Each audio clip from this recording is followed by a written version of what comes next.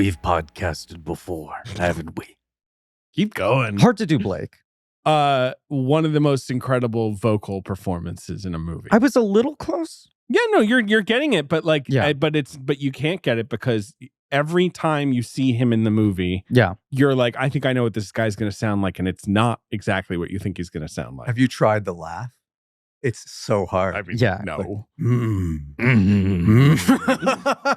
Like it's so hard to get that ramp up. Yes. It's like there's just like a baritone. Like his voice is kind of wonderful. Yes. Like you actually, Beautiful. it's Buttery. not like some weird monster voice exactly. No. And yet it's also so disturbing. This film must have had a fairly limited budget, right? $400 million. No, I'm just saying, like, Blake must have really done them a major favor by saving them all the hair and makeup time, just showing up to set. Apparently this movie had a $15 million budget. I guess Crazy. that makes sense because it's like, Entirely French funding, though, right? We'll dig in. I'm not joking. Yeah, We'll there's dig it's into the interesting. dossier. I think this movie had no American I financing. can't imagine it was an easy sell in the US of A. It was the short-lived Chibi? Sibi? Yes. Sibi 2000. Yes. 2000. And which reminded me of, I remember when you did the Carpenter series and he had that deal with Yes. Alive Pictures where Yes. like, we'll give you final cut. Right. And I think he had a budget cap, but Yeah. it was like, great, I'm going to do a slate of pictures for them. And so this was the same thing. Like Alain Giraud, that's the guy's name, who Yes, built the channel, I believe. And all by myself. yes, and he was like, now I'm going to move into film. And he like post Wild at Heart winning the Palme d'Or was like, hey, David Lynch, make whatever you want. I'll finance it. And then I think he had died by the time Lost Highway came out and the deal fell apart. And But it was distributed by October here. one of the greats. Yeah. One of the great I mean, distributors. truly one of the coolest. Yes, October Film is one of the coolest distributors ever. Like if you look at their list of like movies they distributed, Good name. go see all of them. Yeah. Basically. But that's him coming off of a 5-year gap, and all of his films before that gap, post Eraserhead, were released by major studios. Right? Like he was weirdly a major studio guy. well, because there weren't other things. Yeah. They didn't No, sure. exist. And- Sure. yeah. Dune notwithstanding, they were, well, it's weird to look back at his filmography and realize like there weren't that many movies in the 80s. No. I had him in my memory that No, like, it's 3 movies. Yeah. the Firewalk with Me, which sort of represents a breaking point, was like much later in the 90s. But no, that was 92. Yes. And, 10 years after Dune. And so in that run, he had his great heartbreak of Dune, Yes. and then his massive success with Blue Velvet, Twin Peaks, a couple. You're forgetting he wins the Palme d'Or for Wild at Heart. and then Twin Peaks, and it's like, is David Lynch like, He's on the cover of Time. mainstream? Right. Yeah. That's like, the thing. I think, and this speaks to like the exact age we are, David. But like, I have grown up feeling like it is so strange that Twin Peaks had its moment of being as big as it was, that this weirdo guy made a thing that crossed over that much into the mainstream. But then you step back and you're like, he was ostensibly a mainstream figure up until Firewalk with Me. And that is the collapse. And then people are like, we're over this guy. And then when he rebuilds himself, he becomes more of a cult object. Is that fair to say? I don't know if that's totally. He was always whatever. But Eraserhead was a cult film. Right. Like, He was it- always a sensation. cult guy. Yes. But the esteem that he was greeted with, when he made Elephant Man, all of a Right. sudden he is on a, that movie's nominated for every Oscar. It's a little like It's Yorgos. so classy. Right. It's a little like Yorgos, sure. Where it's like, here's the weird guy that the mainstream public has accepted as the one weird guy who gets to operate at a high level with big stars, with real money. It's fascinating. I mean, it is. You're a little bit older than us, David. Second David. Wow. Just calling him out. Well, no, because I'm embrace it. curious. I didn't have the like. I couldn't live through the perspective of this. Do you remember feeling in the time between 1992 and 1997 there being an energy of like, is Lynch never going to make another movie again? No, the energy was he's cooked. Right. I'm not that much older than you guys. Yeah, I know. that's the thing. Hang on here. But I I'm just do looking for remember a when little this came perspective. out. I'm a Yes. little too young for it, but I Yeah. remember that its reputation was when The Straight Story came out. So I was old enough then to really be plugged in.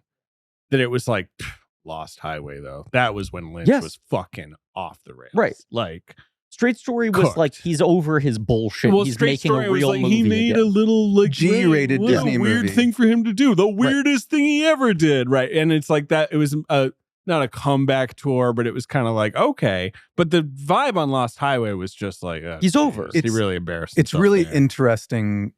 So I'm like a couple of years older than you guys. So like I was right in the sweet spot for Lost Highway, which also was my introduction to David Lynch. That makes sense.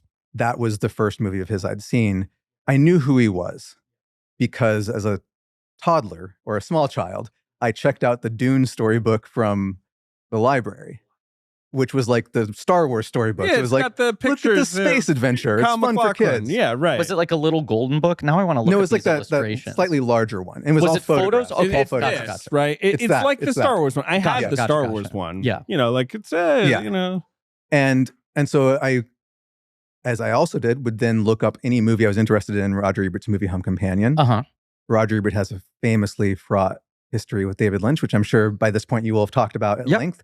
But his review of Dune was, 1 star, cardboard cutout spaceships. He really He really did not like it. Right. No disrespect to Dune, but the Dune storybook might be the ideal delivery system for David Lynch's Dune. Maybe. I have the Dune coloring book, also very nice. Oh, yes. All black and white, which was his original plan for that film, was to make it black and white. Great plan, David.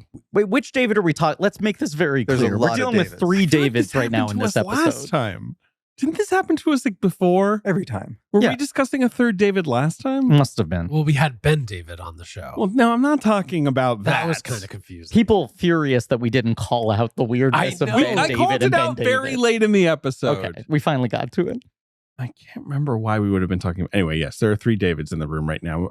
But the Dune coloring book, yes. We don't need to talk too much about Dune because you'll have already done a whole episode on it. Sure. I love his Dune. I think it's a really fascinating movie. And if you watch the deleted scenes that are on YouTube, you're like, if this was all in the movie, it would be a much better movie. The problem with Dune is Yeah. the yada yada Yeah. that it starts to It do. looks Right. incredible. Anyway, It And looks the enough sound about Dune. Enough weapons about thing, Dune. but enough about Dune. I became aware of David Lynch because of that. And Mhm. then in the early 90s, I think I talked about this on maybe it was the Demi episode I did, where there was an Charlie.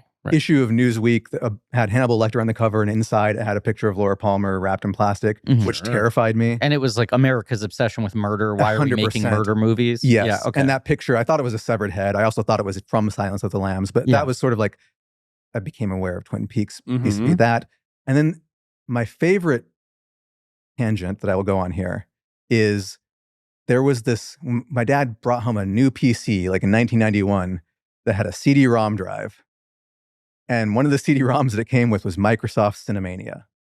Oh, Have yeah. you guys yes. ever- Yes. This was incredible. So it was like IMDb Yeah. with Wikipedia for movies Yeah. combined with a database of Roger Ebert and Pauline Kael reviews. I think there was some Malton in there. Yeah, some Alton. You had some James Monaco in there. Okay. It was Interesting. dense. Yeah, sure. And it also had clips. And so What? all these movies that I had been not allowed to see or just unaware of, you could just watch clips Yeah. that were embedded in the CD-ROM. in Yes. that like weird grainy, Yes. like early 90s. Yeah. And one cool. of them was the opening to Blue Velvet, Mm. which was with the going into the earth, the guy Yes. having the stroke. The sound design in that sequence just like really was provocative to me, especially as like an 11-year-old. So now David Lynch is someone I'm aware of. Let's cut to 1997. I now have like we're gonna have to break this at some point, but I only talk about movies on this podcast that came out while I was working at a movie theater. Yeah. Well, I feel like that's why you are always asking for these movies. Probably it's like so. This Yeah, very formative formative. time for you. Very Exactly. formative. But this is sort of a guy who's been like lingering He's over lingering. you, and you're finally But you're now right, 'cause getting it's to like- live through seeing one of his movies. So I'm 2 months into working at the AMC Grand in Dallas, Texas. because Sleepy Hollow, you did. This is Blank Check, and Griff will introduce and all that. I and didn't you're get David fucking- Lowery. wait a second. I'm not doing that. I'm just saying you're David Lowery. well, now That's I like- need to say this Blank Check the Griffin David. It's a podcast about filmography. I'm Griffin. It's a podcast about filmographies, directors who have massive success early on in the career. So a series of blank checks make whatever crazy passion projects they want. Sometimes that's just clear, and sometimes they bounce baby. It's a mini series on the films of David Lynch. It's called Twin Pods Firecast with me. Today, our guest return to the show is David Lowery. Filmmaker We're talking David Lost Lowery. Highway. right. You did Sleepy Hollow. That's 99. Truth About Charlie is what, 2002? Yes. 13th Warrior is what, 99. 98 or 99? 99, yeah. Yeah. And this is 97. So what, you worked at this theater from like what, 97 to 2002? Oh, I'm still working there. That's my job. Yeah, of Yeah. course. I never Your left. primary You're credit. just gliding up and Yes. down on the chair, the office chair Yeah. between all the screens. So So 1990, you've just started working. I turned 16, instantly go and get a job at this movie theater. I want to work my way up to the projection booth. That will happen in May, but this is February. And there's a standee, the standee for Lost Highway, which I wish I had kept because I took home a lot of standees, was an actual road construction sign with the flashing light on it. And we had that. Yeah, I in- remember that. It's a that was big outlay for in- October films. Totally, yeah. They really weren't went doing a all lot out. of standees, I imagine. Do you know how many batteries we're gonna have to buy? Yeah, They had an apostle standee with Robert Duvall waving his arm. Good call. Thank you. It would go like this. Yeah. It could pull a string. How impossible. So I'm working at this movie theater. I'm coming into my own gothdom. I'm realizing I've got like some goth tendencies. Big Tim Burton fan, Sure. big yeah. fan of The Crow. Mm-hmm. And of course, my favorite band in the world, Smashing Pumpkins. Second favorite, Oh, David yeah. Bowie. Third favorite, Nine Inch Nails. I go sit down in this theater, Theater 14. I think it was an employee screening, but I can't remember for sure. Sure. Okay. And the movie starts, and boy, does it start. Mm, Like yeah. it just slams into you with the text, the music, hearing a Trent Reznor remix of a David Bowie song. And I'm like, oh, this is my favorite movie ever. And probably this is my favorite director of all time. And it's never going to get better than this moment right now. Oh yeah, man. So I just immediately fell in love. I immediately fell in Yeah. love. And, Yeah. and the whole movie worked for me on every level. It would have worked. He could have done anything at that point. From that opening, like, it's hard to lose me. Right. The hard rest to of the lose movie is just 16-year-old him David. like looking at the screen and being like, David Lowery, you suck. Just him saying that for 2 hours. And you're like, this is pretty good. 100%. Yeah. And I mean, Ben, had you seen this before? I feel like No, I'd never seen it before. I fucking loved it. It's Yeah. a very Ben movie. it's a very Ben movie. Yeah, I Yeah. really got locked in on this. I just love how it's just a bunch of desert scumbags. You ain't wrong, baby. Wait, what does Robert Loggia say at the end? What's his final line? It's something. let me It's see not if I get it. scumbag. It's something like that. And you're right, the soundtrack is really great. Hearing of Rammstein drop, Yes. like the self-titled Rammstein song. Wow. That band really haunted me because, of course, my last name is Hosley, and there was that popular song of theirs, Du hast mich.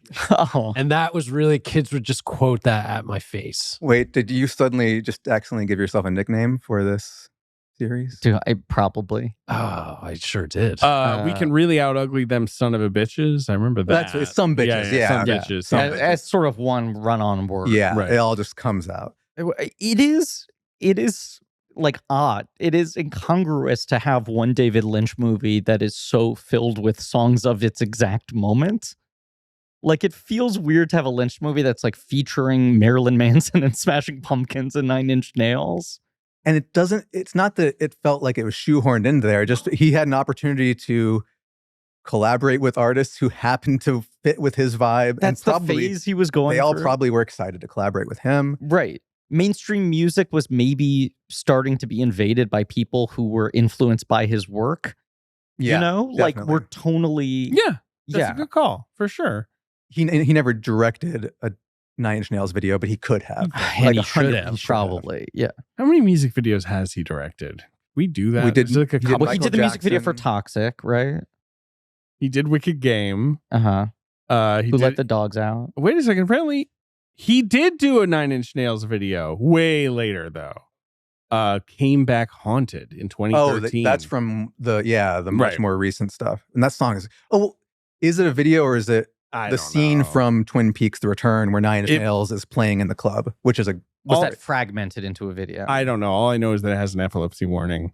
oh great. There's also, he did a Moby video that he like animated that's like weird drawings of people and skyscrapers. Anyway.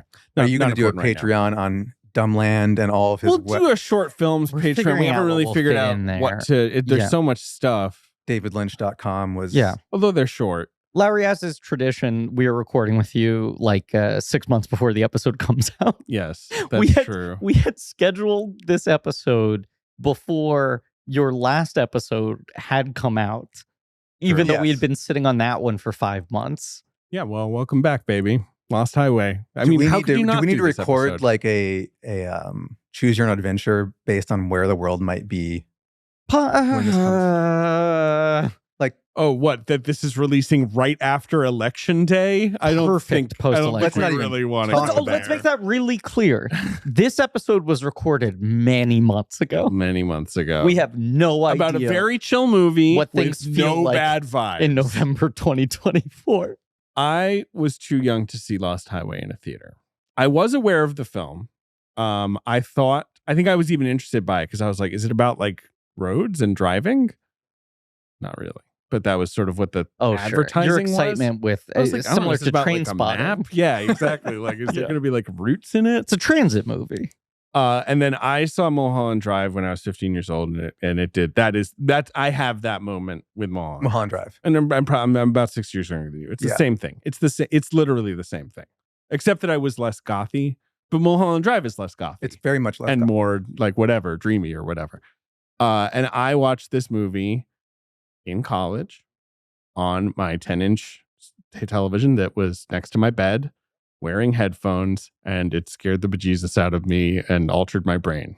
That's how I experienced Lost Highway. That was my story. College, 10-inch TV, young woman I was possibly dating. Wow, You need to watch this. cool. I want to be You her sound for cool. Halloween. Do Yeah. you remember if you saw it on VHS or DVD? It was definitely a DVD. It was the crappy DVD that probably just like loaded the movie without even anything, happening. Because this movie's been hard to watch for a long time. Yes. And hard to watch in good quality. Obviously and it is a now movie. there's this Criterion release that's very nice. But Okay. yes, But for yeah, but even a like long time. a couple years ago, Kino Lorber put it out on Blu-ray, which was the first time it was in circulation for a while. And Lynch, And Lynch came out and was like, "Don't buy it. The disc is bullshit."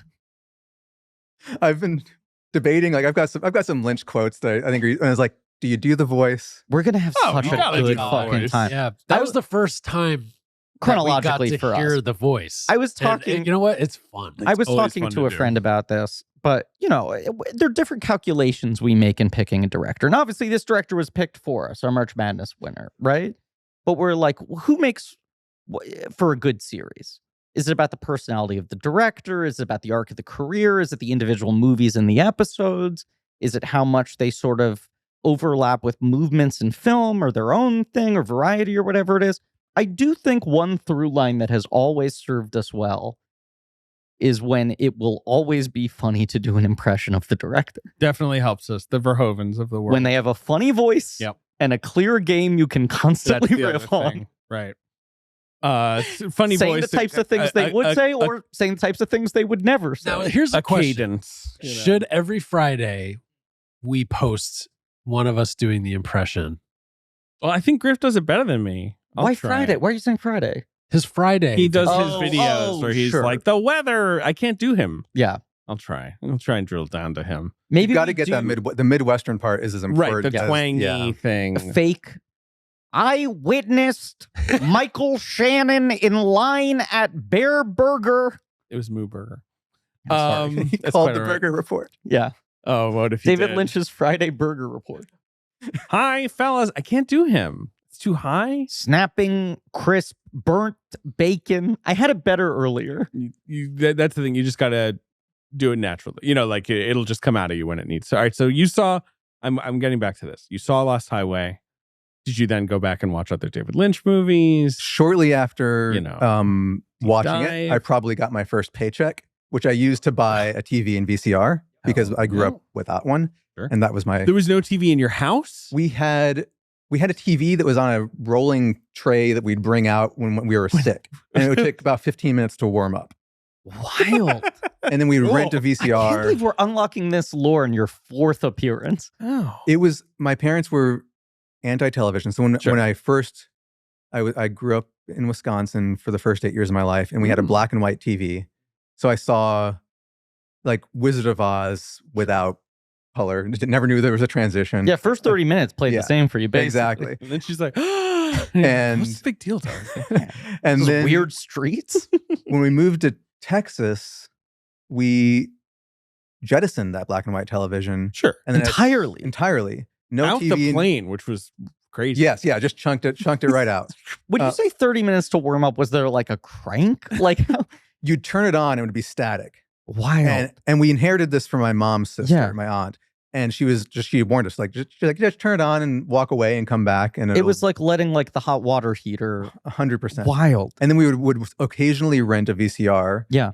On special occasions from Blockbuster, and we would go to Blockbuster and pick out 2 to 3 videos, and that was how I watched right. a lot of films. And I think after I bought my TV and VCR, Right. like that sort of opened the floodgates. You broke the dam. They No, were, I they mean, were that's like, the thing. they're like, okay, it won't corrupt the children to have a piece of technology like this in the house.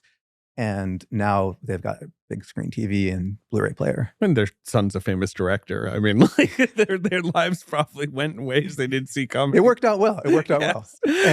And as a result, there were so many movies that I've talked about this, where I'd read about them. Mhm. I knew everything Mhm. about them, but just had not seen them. No, I mean, but I was kind of like that too, right? It was reading Empire magazine and them telling you like this is what the Night of the Hunter is about, and I'm like, I can't watch this Well, movie, all those, like- but I'll just read about it. Like large history of film books Yes, that I would exactly. just pour Just over at the devour them, library right. and either be like, someday I'll be allowed to watch Hallowell's this, Film or Guide. someday I'll just get to And I'll Roger Ebert's get to reviews the were catch-up. very Yeah. vivid, particularly his Wild at Heart review, which Yeah. was like described like Willem Dafoe's head coming off and the hand getting carried away by the dog. And so as soon as I had the means to do so, I rented all of his movies that I Mhm. could get my hands on. Mm-hmm. And then eBay, I must have been coming into its own Yeah, towards the end of my high school End of the tenure. 90s, Yeah, yeah, for Because I sure. remember ordering Industrial Symphony No. 7 Oh yeah.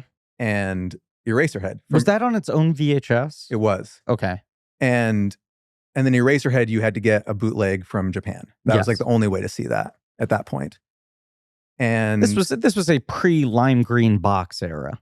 pre-lime green box Yeah. and pre the Eraserhead box that he Yes, released on right, davidlynch.com, right. which was The that weird big shape. empty box Yes. with an envelope glued to the inside. Yes. And Oh yeah. which I I'm still looking have, at like, it. which is Right. it was pretty cool. And so I'm just deeply into David Lynch at this point. When Straight Story comes out in '99, I'm like, boy, what a great way to mess with expectations. Make a G-rated Disney movie, and yet it's still a quintessential David Lynch movie. It's all him. It's all You're there. not wrong. I mean, we'll talk about it next week, but that was perhaps unsurprisingly, just because of my age, that was the first Lynch movie I saw. My parents took me to see it in theaters, and they kept on being like, it's so fucking weird that he made that. And I was like, that's the most normal movie I've ever seen. Why are you guys acting this way? I It's didn't not that normal. understand. It's Yeah, weird. Yeah. Yeah.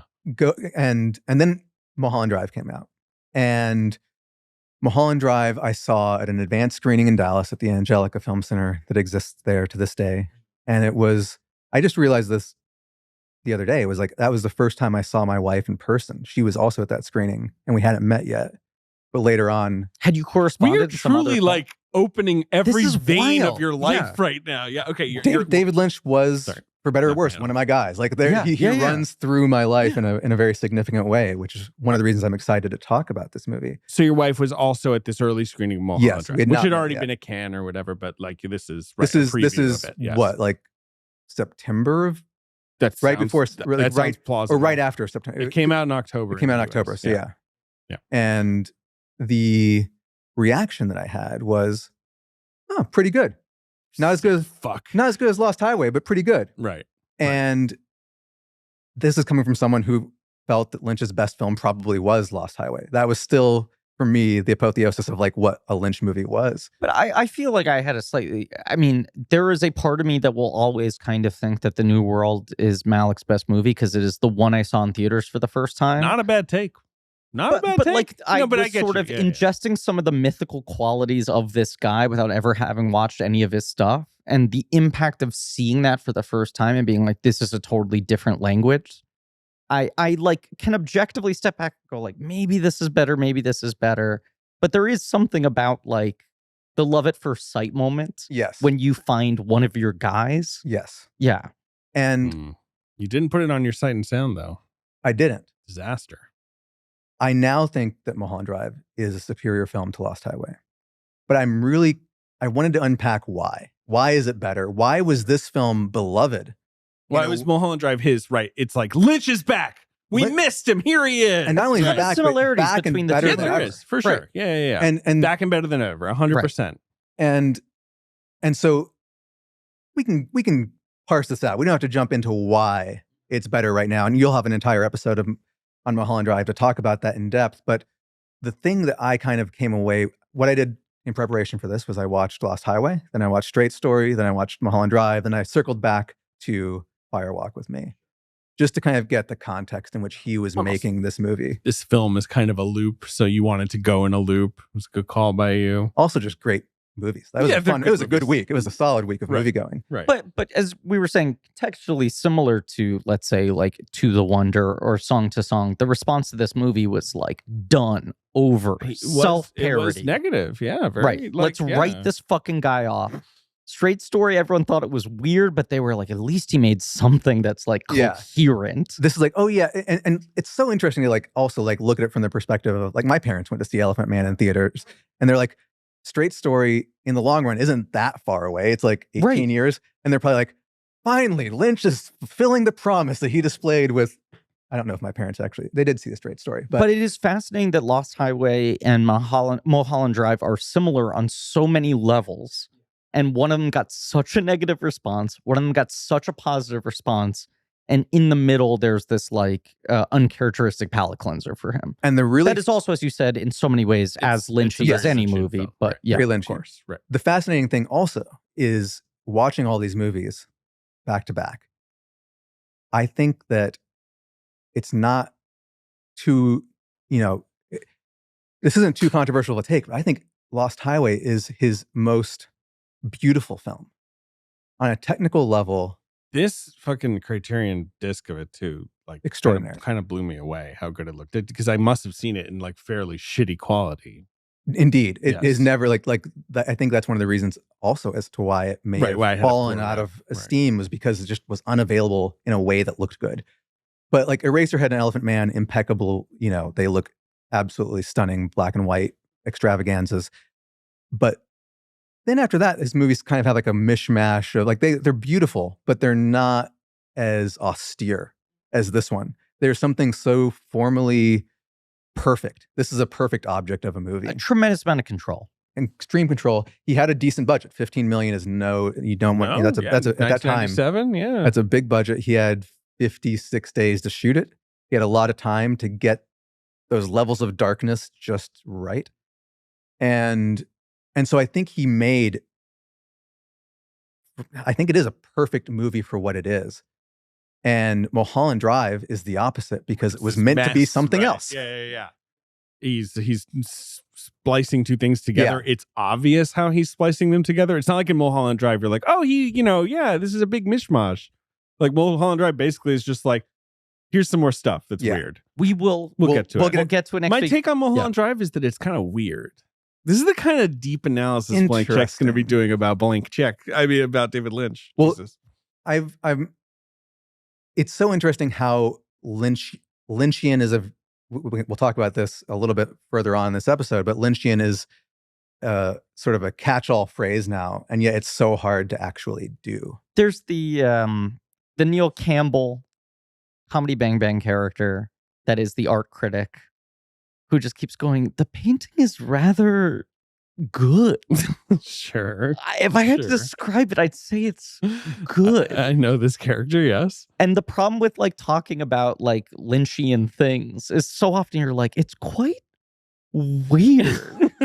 There's just kind of a weird vibe. See, there's normal. Yeah. But then this seems to be weird. Obviously, more weird. like David Foster Wallace tried to write about David Lynch. It's one of the worst things he we've ever got to wrote. go into this. Like major people have tried to tackle David Lynch and not really been able to write about it very well. He's a tough person to write about. I have had a complex relationship with that David Foster Wallace piece. Sure. I'm willing to call it bad. I'll say it. Come for me. Quite bad. It was certainly also the first piece of writing by David Foster Wallace that I ever read, because I was definitely Right. reading Premiere magazine in Right. that era and would have read this. And I remember thinking like, this is really long Mhm. and kind of boring Right. Yes. and yes. a lot of words. Yeah, and kind of like going around and around rather than getting at something because he doesn't know what to get at. And also I remember thinking, and I'm kinder to it now as a fan of David Foster Wallace, but like, I feel like he was misdiagnosing what Lynchian means. And he keeps giving references like a lot of Tarantino, like talking about how Tarantino is very Lynchian. And which is now an insane thing to say. You have to forgive, of course, it's 1997. true, It's a yeah. different time. Pulp but Fiction has just come out. Right, Jackie Brown right. has not come out yet. Right. And as I've gotten older and rewatched these movies, and especially watching a lot of them in a short run, you kind of like get a better sense like of what David Lynch is really after. And also it helps that he's done so much talking about where his ideas come from. Transcendental meditation, Yes. catching the big fish. You start to understand what he's after, but there is a depth to what he's doing that is hard to replicate. Well, there is such a fascinating contradiction in Lynch of like how much he is giving you, the audience, in terms of the information, the pieces, the insight into his own process and his like view of the world, and what he holds back and refuses to explain. And in a way that sometimes feels strategic and other times feels like this is just organically the rules he has set for himself. But it does turn him into one of these guys where like people either, I feel like, often can process his work as like, this is the only guy who has the answers. This is the only true artist working in this medium. This is the one guy who's in conversation with some deeper thing. Or you can be like David Foster Wallace and be like, I think this guy's a fraud. I think there's nothing going on there. You know, I think it's weird for weird's sake or provocation or whatever. I feel like, I mean, I don't want to speak for you, David. I've always been a guy where I'm kind of in the middle on him, which isn't to say that I'm like middling in my appreciation for him or that I think he is middling, but I've never like invested that much strongly into him on either side. I just have seen his movies and appreciated him, but it does become a like weirdly emotional thing for people. Yes, this is why this is going to be a really annoying series for us. Yes, because people absolutely. are This is really what I'm trying to get at. People feel intense about strongly. him. Yeah.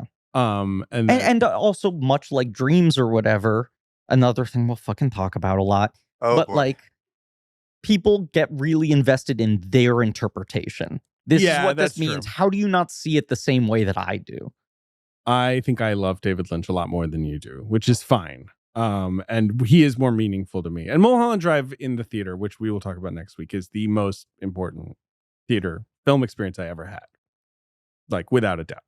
I was just saying that to my friend, which sounds really like what happened with you in Lost Highway. It was, like crucially formative. And even though I did not meet my wife at Lost Highway, I should give Mulholland Drive some credit for my happy marriage, I suppose. But Yeah, there you go. Humble brag, happy marriage. Wow, he's just laying it all out here. Television that took half an hour to warm up. Cool job at the movie theater. Yeah. I think that's it, though. I don't have any other personal tidbits to inject into this story. Lost Highway. Lost Highway. So I saw it. Yeah, I saw it in college. He sounds Mhm. like you saw it in college. Yep. Ben saw it last night. Yep. More like Lost Night. I felt a little weird after. Ben, you've been It's a bit of a- sick. A bit of a head Yeah. Is shrinker. it fair to say you're on a number of over-the-counter drugs? Oh yeah. How many? 3. 2, 3, yeah. Yeah. 2.5. For somewhere. respect- I'm sort of floating a little We've bit. had to do like 3 consecutive record days. Yeah, And the last yeah. 2, you were basically nonverbal. Yeah, so you You did. set up the mics and then you just kind of put your head down on the desk. They were remote episodes. They were Zoom This is true. episodes. Total This peek is true. behind the So curtain. it's- Also, it was Yeah. the trio of Open Range, Beverly Hills Cop, and Lost Highway. Yeah. That's what we just did an this week. incredible normal 3 movies It's to quite a ping pong spread. between. Yeah. Oh, But I'm feeling better today.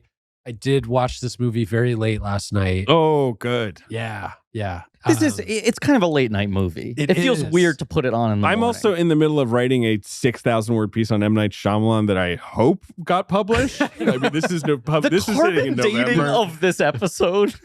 of like we are I've been like driving to simultaneously- Pennsylvania to hang out with him. We're existing in like 4 time continuums. We're touching Shyamalan, Brest, Costner, and Lynch as like David's the gonna go 4 corners of America. shoot maybe 1 to 2 more movies in Yeah. between these. Like, Hopefully who knows? society is still existing. I mean, society exists. I can't Like, wait to know what I'm going to be up to. Yeah, right. It Yeah. definitely exists. Like, is it going amazing? Who knows? Yeah, I'm gonna call it right now. I'll be married by the time this episode comes out.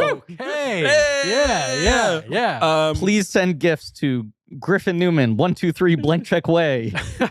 David Lynch, I'm cracking open the dossier, had reached his lowest point as a director since the release of Dune, at Yeah. least. Dune is obviously also a big bottoming out for him.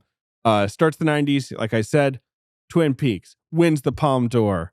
Everything's going great. And by the mid-90s, it's like Twin Peaks has been canceled, kind of in disgrace. He makes a movie version of it, like that everyone is just like, question mark? Well, like, I think more than Yeah, question like marks. insult like to mad injury. Yes. Right, yeah. Because Like, people are coming at it from like, you can tie things up. Twin Peaks got Right. fucked up and you're gonna solve it now, right? Right. You're gonna swing back and like clean up this mess. No, sir. Yeah.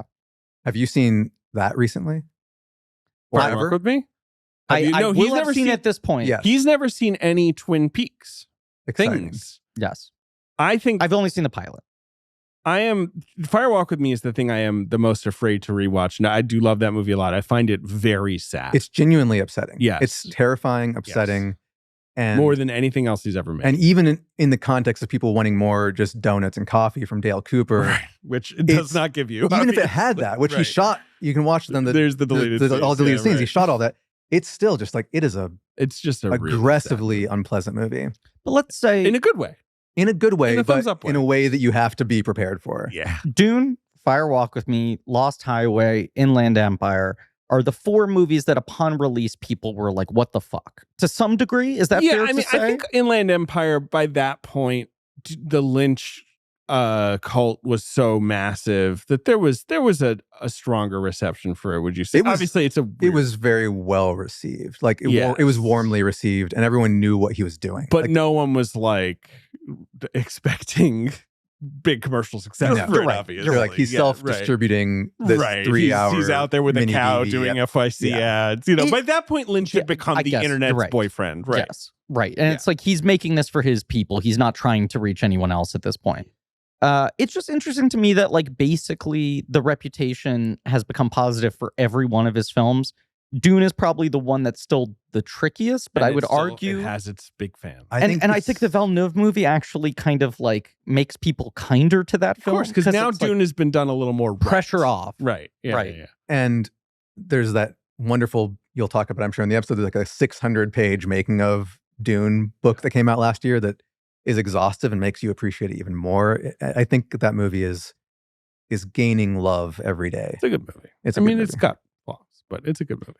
But at this time, He's bounced. he has bounced. His ass has bounced. He premieres, of course, we also should mention, On the Air on ABC, which is post Twin Peaks. That is a disaster. It only airs 3 episodes. A deeply weird show that Take we it off. watched all of for the George Lucas talk show. How was it? That's the one big Lynch thing I've never seen. I mean, I know it's Weird. Lynch and Frost. It is but, you know. in most ways, it's like 85% quote unquote normal sitcom.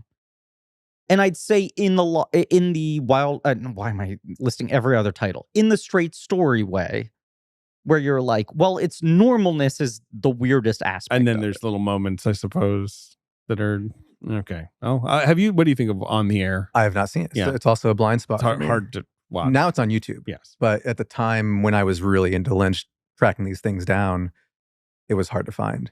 He did Hotel Room. Have you No, seen that? I have never seen Hotel Room. That one is really worth looking at. The final episode that he did, which is like an hour-long, basically teleplay with Crispin Glover and Alicia Witt, is really, as I recall, really beautiful. That Like, was on HBO in sort of 1993. it was meant to yeah. be a series, and Right. He created it with the cowboy, yeah, Monty Montgomery, Monty from Montgomery. fucking the but- Loved the Loveless. Loveless. He co-directed the Loveless brain with is Catherine fried Bigelow today. a million years ago. Yes. Okay. Yes, that's another thing. which was his first collaboration with Peter Deming, who is now his go-to cinematographer. his guy, right? Yeah, who's probably the most shagadelic DP alive. He Yes. did also shoot the Austin Powers movies and Scream. Not the first one, maybe, but I think most of them. It's that he replaced the DP on Scream, who was fired midway through, and then he They did the anyway, rest of them. After Firewalk with Me tanks hard at Cannes, Lynch and Mary Sweeney, his editor, producer, sometimes sweetheart, go to Madison, Wisconsin, Mm-hmm. which is near where you grew up, Yep. possibly. They go to Lake Mendota. They start looking for property there. David sort of reconnecting with his Midwestern vibes, right? Going to the hardware store, she says. Watching the OJ trial. That's the crucial part of this. For this movie, particularly, yes. And he starts thinking about Lost Highway. He was working at Tandem Press making monoprints with a squeezing machine and a paper that was 1/4 of an inch thick. Hotel Room premieres around then, which Barry Gifford, I guess, worked on. Yeah, He scripted some of it. I think he wrote all of them. Yes. The 2 episodes that Lynch directed, Barry Gifford wrote. Muted reception to that one. So HBO's like, ooh, don't worry about it. He directs X Japan's Longing music video, and he's always making art, things like that. It's not like Lynch is never not doing stuff, right? Like even to this day. He's really into furniture making and He makes a lot of obviously he furniture. paints and has dabbled in photography. But this is why I asked. I was curious and rudely implied that you were old enough to have a consciousness of this at the moment. Like, did it feel in these 5 years that he might not make another movie? Because it did feel that way a little bit in between Mulholland and Inland, where it's like, Definitely. is he just done? It felt that way in between Inland and Twin Peaks: The Return. and certainly feels that way. And we've now. been living in that way now, where you're Right. like, It's there's like constantly he either this will threat. never do anything again, or tomorrow he's like, actually, I've been making something. And he Here it never is. disappears because he's No, he's- multidisciplinary, like Ben Hosley. There are always projects. And he's We're- always we're both freaking posting. multi-hyphenates. Yeah. He's posting. He he's, posts more than Ben. Not to call out Ben, No. but Ben could post more. yeah. I could. I've been taking a break. It's good. But you could see coming off a couple bounces, this guy just being like, fine, I'll do my own shit. And there's this quiet aspect to Lynch being this kind of stealth mogul, Mhm. where he is a quietly savvy businessman who has controlled the rights to a lot of his things, but also knows that his audience is so locked in that he can like put out an album or an art show or a book or whatever, and it will always sell fairly well, all his kind of like independent projects. That you always believe that he could just pull out of movies and not return. My suspicion is that probably wasn't the perception then, because I think obviously he had done a lot of commercials, music videos. I don't think, probably just wasn't an awareness at that, because of the lack of the internet. There wasn't an awareness of all of his hobbies that really to him are as meaningful to him as filmmaking. From where I was sitting at that point, I didn't have any awareness of this. I had not, I didn't have a sense of the gap, nor did I know that he was out of favor. Now, Lynch says this time is beautiful to him. When you're down, you ain't even kicked in the street and kicked a few more times until you're bleeding and your teeth are out, then you only have up to go. It's beautiful down there. It's so beautiful. Someone else do the voice. A lot faster than he would have said. The other It's thing, beautiful. the other big difference, though, is like after Dune, he is embarrassed. He doesn't like the final product. The movie was taken away from him. With Fire Walk with Me and Wild at Heart and stuff, he's like, I like those movies. I'm Right. happy with what I did. Dune like, is the only one he seems to have any level of Right. He's like, regret, I don't want to talk about it. embarrassment. Yeah, he Right. won't acknowledge it. But Yeah. those ones, like, it hurt because people were rejecting things that mattered to him, but it didn't make him rethink his approach to filmmaking. In fact, it made him double down. He was like, okay, I just need to do my own thing even more. You also have to imagine, he always reads to me like the type of guy who doesn't understand why some of his projects connect more with people than others. It must be somewhat inexplicable to him. I thought that, but then I read that same quote about how down he was after Fire Walk with Me didn't connect, where he's like, maybe it is surprising to him, but I also think it hurts. Like, I think it definitely... I'm not saying it doesn't hurt, but that like to him, it's like, why do they like Blue Velvet and not Fire Walk with Me? These are both coming from the same place. Yeah. He has a couple movies he's thinking about making. An adaptation of Kafka's Metamorphosis, which is like a long-running, never realized Lynch idea. I feel like his take on that would be kind of weird. I'm flabbergasted that script is not manifested on the internet. Yeah. Let me weird. see it. Because like One Saliva Bubble and Ronnie Rocket are always floating. Yeah, you can read those. Yeah. There's a movie called Love in Vain about Robert Johnson, the blues singer, which is another thing that he long would meet with producers and it never materialized. I don't know if you know anything about that one. He also was interested in a live adaptation of the manga Domu, A Child's Dream. Dreams. He doesn't like that kind of stuff. No. The most discussed of this era Unrealized project is The Dream of the Bovine, a surreal comedy scripted by Robert Engels, who had worked with him on Twin Peaks. Engels says it's about 3 guys who used to be cows. They're living in Van Nuys, trying to assimilate, trying to live with us. They look like people, but they're cows. They do cow-like behavior. They like to watch cars drive by the house and stuff. Sounds pretty good. He wanted to cast Harry Dean Stanton and maybe Marlon Brando. Okay. This would have been incredible. Brando apparently read the script and thought it was pretentious bullshit. Weird. Brando was kind of aggressive about this. And so whatever, it just didn't happen. I'm a little sad he never made a movie about people who are cows. It sounds like Far Side. Sounds kind of cool. He saved the cows for his Oscar campaign. Of course. Yeah. But okay, Barry Gifford. So Barry Gifford, obviously is someone he has an existing relationship. Wrote the Wild book at Heart. Wild at Heart was based on. Yes. Yeah.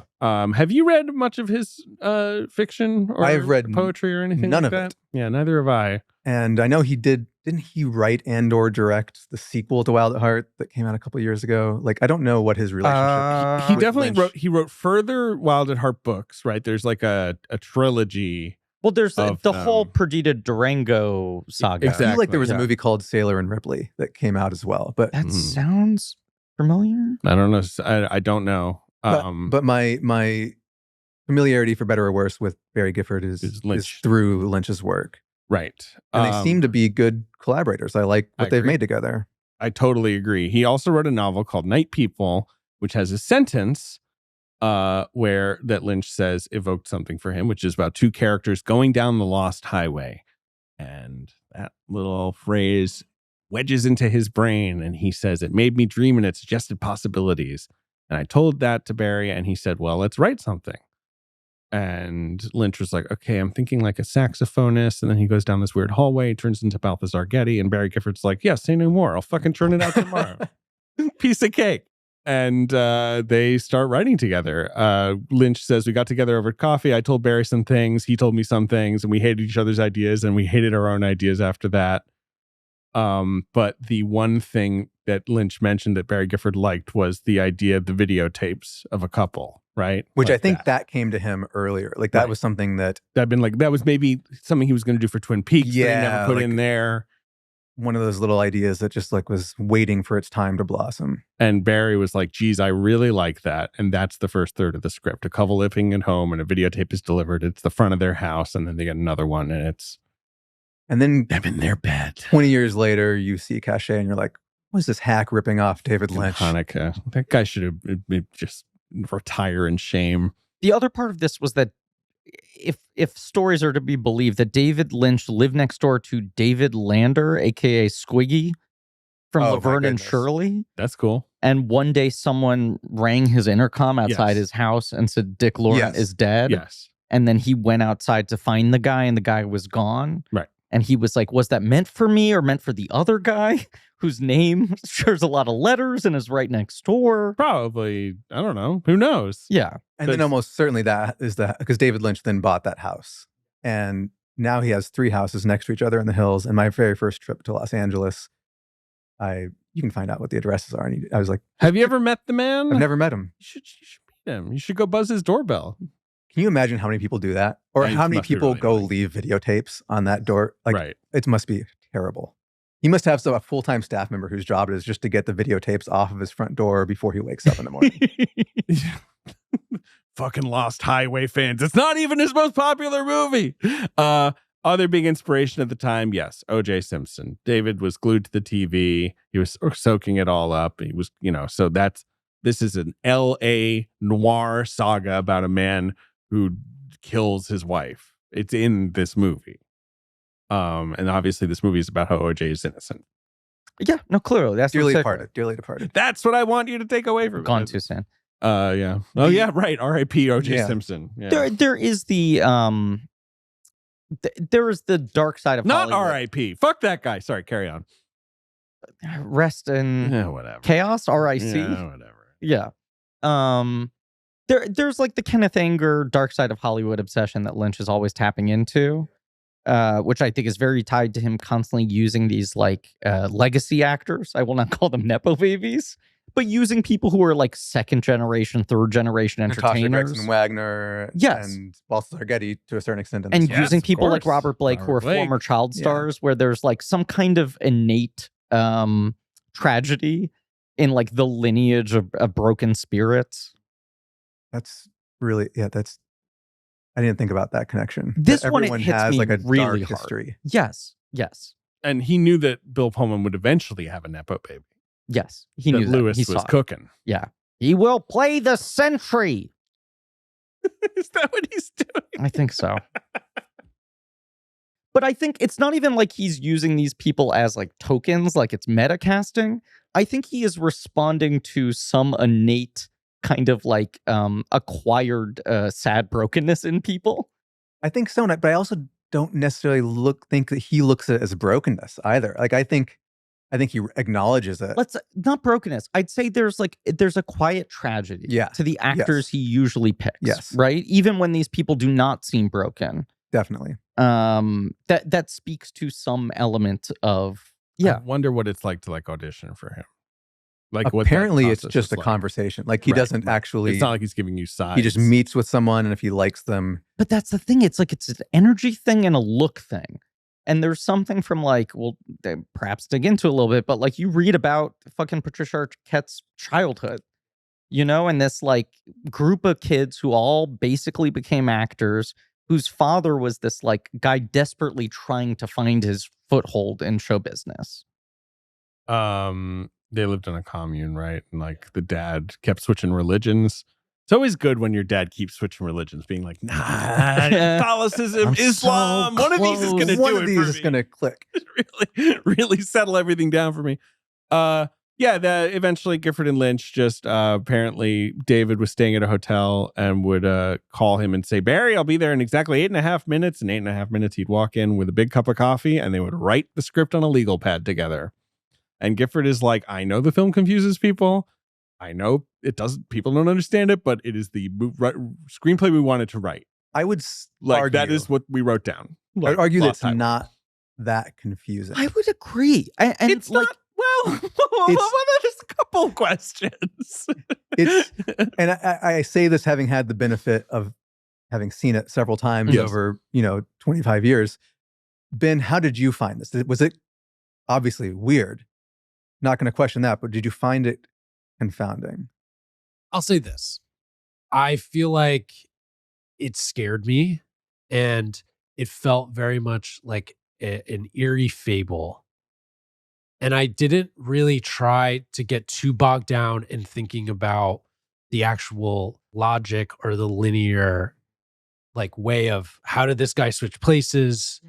It to me felt more just like this is a scary story. And there's these unknowns that are just out there. Is that like I think you just became David Lynch's favorite audience member of all time. Right.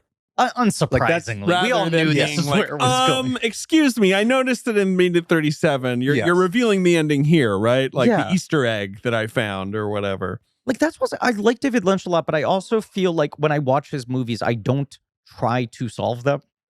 I'm just sort of trying to like pull back and engage with the whole object that he's built. Definitely. I also think it is fascinating reading the reviews of this movie from the time where like beyond people saying like he's lost it, he's up his own ass, it's pretentious, it's whatever. Incoherent is this word that people throw out over and over again of like this movie does not make sense. You cannot track it for a second. I think it's not like divided cleanly into an act 1, act 2, act 3 thing, certainly in terms of like real estate of runtime. But this movie's basically got 3 parts. And I would say each of those 3 parts makes sense completely in and of itself. And the weirdness mostly comes from the relationship between those parts and how much they do or don't connect. And the overall general ambiance, which is that people talk very slowly. Right. But especially the middle chunk, which is the vast majority of the running time of the movie Yes. with Balthazar Getty and Patricia Arquette, if you cut that into just basically its own like 50-minute short film, that Even is longer, yeah. an like an hour. oddly stylized, pretty classical noir tale. It is not incoherent. Not really. I mean, if any, it's not incoherent obtuse, at all. I would even No. say. It's Obtuse all- is a better word. It's all right there. It's all right there. I mean, there's like, it's lacking in exposition, but it doesn't really need exposition. Like, it doesn't have scenes where guys are like, all right, like, here's the deal. Like, I want this to happen. But you don't need them. You're right. You understand everyone's relationship to each other. And maybe we are gifted with a little bit of media literacy that the old guard didn't have at that time. I think where, there's also just an era of movies that are confusing or crazy, Yeah. like in that late 90s. yeah. I don't know. I mean, I definitely, when I watch Mulholland Drive, I'm like, okay, I want to know more about David Lynch. I was aware of Twin Peaks. I'm aware of like Eraserhead, Elephant Man. And I'm like, what's Lost Highway about? And they're like, Bill Pullman is in the movie. And then he just turns into another guy. And I was like, that sounds great. Like, that sounds like the coolest thing in the world. No one's ever done that. Yeah, no, I love that conceptually. I will say it is my biggest strike against this movie that I just need to get out of the way. Balthazar Getty is no Bill Pullman. There is some juice for me that gets lost when the baton gets handed over to a guy who is infinitely less compelling. I have no other complaints with that section of the movie. I don't have complaints with the narrative. I think it remains engaging, but perhaps I also just like Bill Pullman a lot. And it's interesting seeing him in this milieu. And I'm not super into Balthazar Getty. I would not say he is bad in this. But you watch this and just imagine, like, if Kyle MacLachlan had been the right age, if Justin Theroux had been the right age, like there are other types of guys in this vein he has used throughout his career. He's got a good look for it, though. I think he looks He good. has the right look. Yeah. I agree 100%. I have two things to say about Balthazar Getty. One is, or three. One is that I don't He's have your favorite rapper of he's all time. my That's favorite number rapper of all time.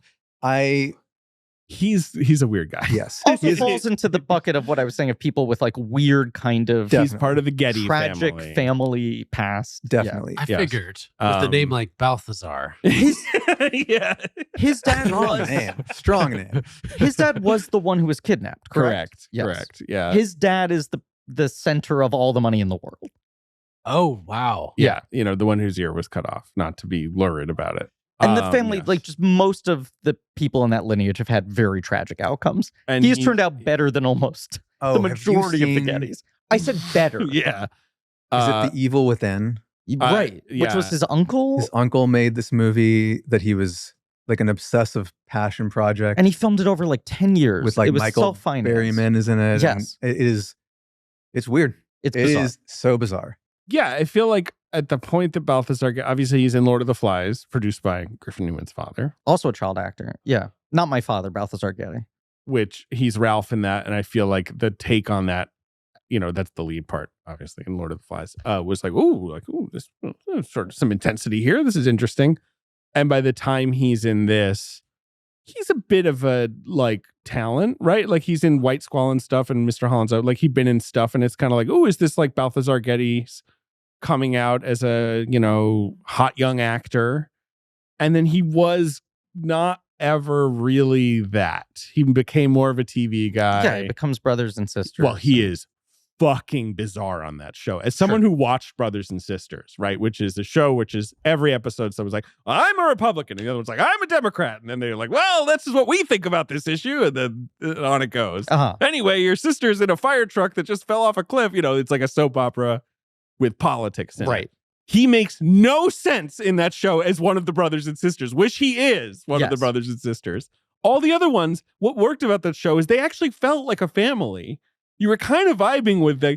And then Balthazar Getty will walk in and you're like, is this like a stranger? He's so weird on that. They wrote him out of the show, which is hard to do in a show about a family. But they were like, you gotta go. One episode, they're like, we just don't talk to him anymore. Like, truly, yes. Like, he's gotta fucking go. Anyway, Well, and I that's feel like like the- that's the last I heard of him. One of the funniest parts of the David Foster Wallace piece is where he's just kind of subtly throwing shade at Balthazar Getty the entire article. But like, he's like, I don't want to talk badly about someone. He doesn't go into it. Yeah. And then finally at the end, he's like, fuck it. This guy sucks. Here's why. I wouldn't even go as far as to say that he sucks. Well, no, not the performance. I know. Yeah. Just like he's an asshole. Yeah, he's an Yes. asshole. What were you gonna say about him? Sorry, we derailed. Well, one of those things. That's one of the funny parts of the David Foster Wallace piece, which is very, very interesting read. And then the other thing is that one of the things that makes Lynch a cut above the rest in this type of film is that 9 out of 10 other filmmakers would have had Balthazar Getty, Pete Dayton show up somewhere in the Fred Madison sequence. Yeah, in the early part of the movie, Fred would just so you see his face and Fred's and you like, clock that. he's like, oh, he's fixing my car, or like something like that. And then like the fact that he has been spun invented out of Fred Madison's, subconscious and id is really what makes this movie work, because that's how subconsciouses work. I've had dreams where I'm like, I wake up and I'm like, where did that person come from with a name and a life that fully exists? And my brain conjured that in my sleep. I also think it's a thing that, like, at least for me, happens all the time in my dreams, where I am in a dream engaging with one person, and in a moment that I do not clock, they turn into a different person. Totally. They either turn to a fictional person or they turn to a different person from my life. Should we have a segment where we talk about our dreams on every Lynch episode? Romilly's Dream Corner. And there's like a line in the movie where he's like, I think she's like, it looked like you, but it wasn't you, which is another classic dream scenario where you recognize the face, but it is definitely, and I'm always like explaining to my wife the next morning, like, yeah, it was you in my dream last night, but this wasn't actually you. It wasn't what I'm about to describe didn't actually happen with you. It was just looked like you. And when that happens to me in my dream, I do feel like I feel myself justifying it, going like, oh no, I guess it was him the whole time. Yes. Oh, I don't like dreams. I had a weird dream last night. Don't remember it. David? I don't remember. I never remember my dreams very well. But you Like, remember it's- the vibes? You remember the residue, Bad like sort of vibes, just exactly. like you like leaves that weird Yeah. sticky. I like woke up early too, so I was like in the whatever. Humble I've brag. been off THC now for a month. Congratulations. We've been talking about it. Yeah. And I've been dreaming like a motherfucker. Mm. Your brain's like the TV. It's like warming up. Oh, It's like yeah. I am having full cinematic, Yeah. like it's a franchise every night for me. You're building a cinematic dream? I am. Absolutely. What's the over under on like good dreams versus bad dreams? So far, it's been kind of mostly scary. Mm.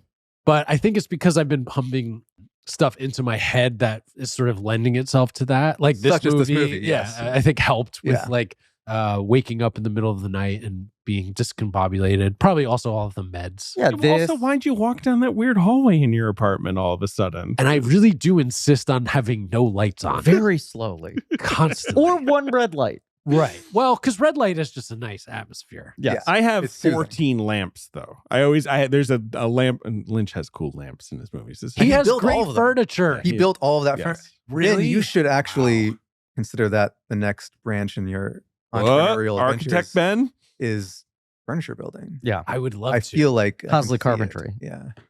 I mean, if Bones anything, home. I would love to be able to sketch some stuff and then have someone execute it. But I have ideas on furniture. Absolutely. I've built a shelf once, and it was the Wow. most satisfying experience in my life. Doesn't sound satisfying. It's so satisfying, and I never did it again.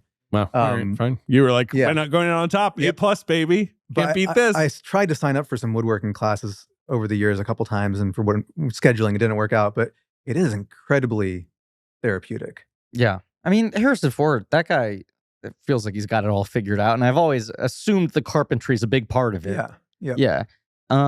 I feel like I keep derailing you, but it is just the thing of like, I do love that he doesn't tease that character at the beginning. It's what makes the movie work. That it's a hard minute 40 or whatever, you're seeing this guy's face for the first time. Yep. But it also puts a lot of pressure on that performance It does. because you're just ready for like, this handoff is happening and I want to feel excited about this and not feel in Sure. the absence of like, wait, so is Pullman not coming back? And I love when movies do this. I mean, it's hard to think of another movie that does exactly I this. was about to say, right. It's not But a like typical thing. Moonlight has the handoff of the 3 different actors playing the same character and they're very different performances. And every time you're like, oh, am I not getting that guy back again? You start to acclimate to the new guy. And I think all 3 of them are great. Like Barbarian does a somewhat similar 2001 is famously Yes, like where that's you a just great shift example. protagonists Goodbye. halfway We're through. not going to Yeah. see that guy anymore. Probably. Yeah. Right. Part of it is that I just do think like Pullman is so weirdly compelling at all times. Pullman And rocks in this movie. 97, he's cooking with gas. This is his peak period, and this is a movie using him unlike any other movie has ever used him. Now, can I just, obviously you're referring partly to Independence Day, which was a gigantic hit that he was in the year before, but are you also thinking he's cooking with gas because Casper came out in 1995? course. Okay, thank you. Just wanted to get Obviously. that on the record. Dr. Harvey, the drunk ghost, the scene where he is a drunk ghost and he has to apologize to his daughter for wanting to stay dead. It's funny because Pullman, obviously Independence Day is his peak as a box office star, and everything after that is a decline for him. Yep. Like he enters a never wilderness, right? because he starting never with this. he never really was an A-lister. No offense to Bill Pullman, No. who I like. And then it's like, well, you're in this big fucking movie. Shouldn't we have some vehicles for you and all that? But like, this is his best. My arc in my performance. mind is like Spaceballs. This is like for Right. me as a kid. Spaceballs, Casper, Independence Day, Lost Highway, Zero Effect. Zero Effect Yeah. is Yeah. is He's great in 98. Zero He Effect. is. Yeah. That's right. That's them Yeah. being like, all right, let's make you a movie, and nobody watches it. We talk That's a good lot movie. about like leading men guys, a character actors stuck in leading men bodies, right? Yeah, And very yeah. often those guys want to like muss themselves up. They Yeah. want to look weirder. They resent their handsomeness or whatever. Bill Pullman's a weird example of like a traditionally handsome guy who plays character versions of leading men, if Right. that makes sense. No, 100%. Like he's not playing against his looks or his kind of like clean cut vibe, but he's playing them at sort of odd functions within movies. Where like even in Independence Day, the bit is sort of like, you're too hot to be president. right. No one takes you seriously. You're a little too pretty.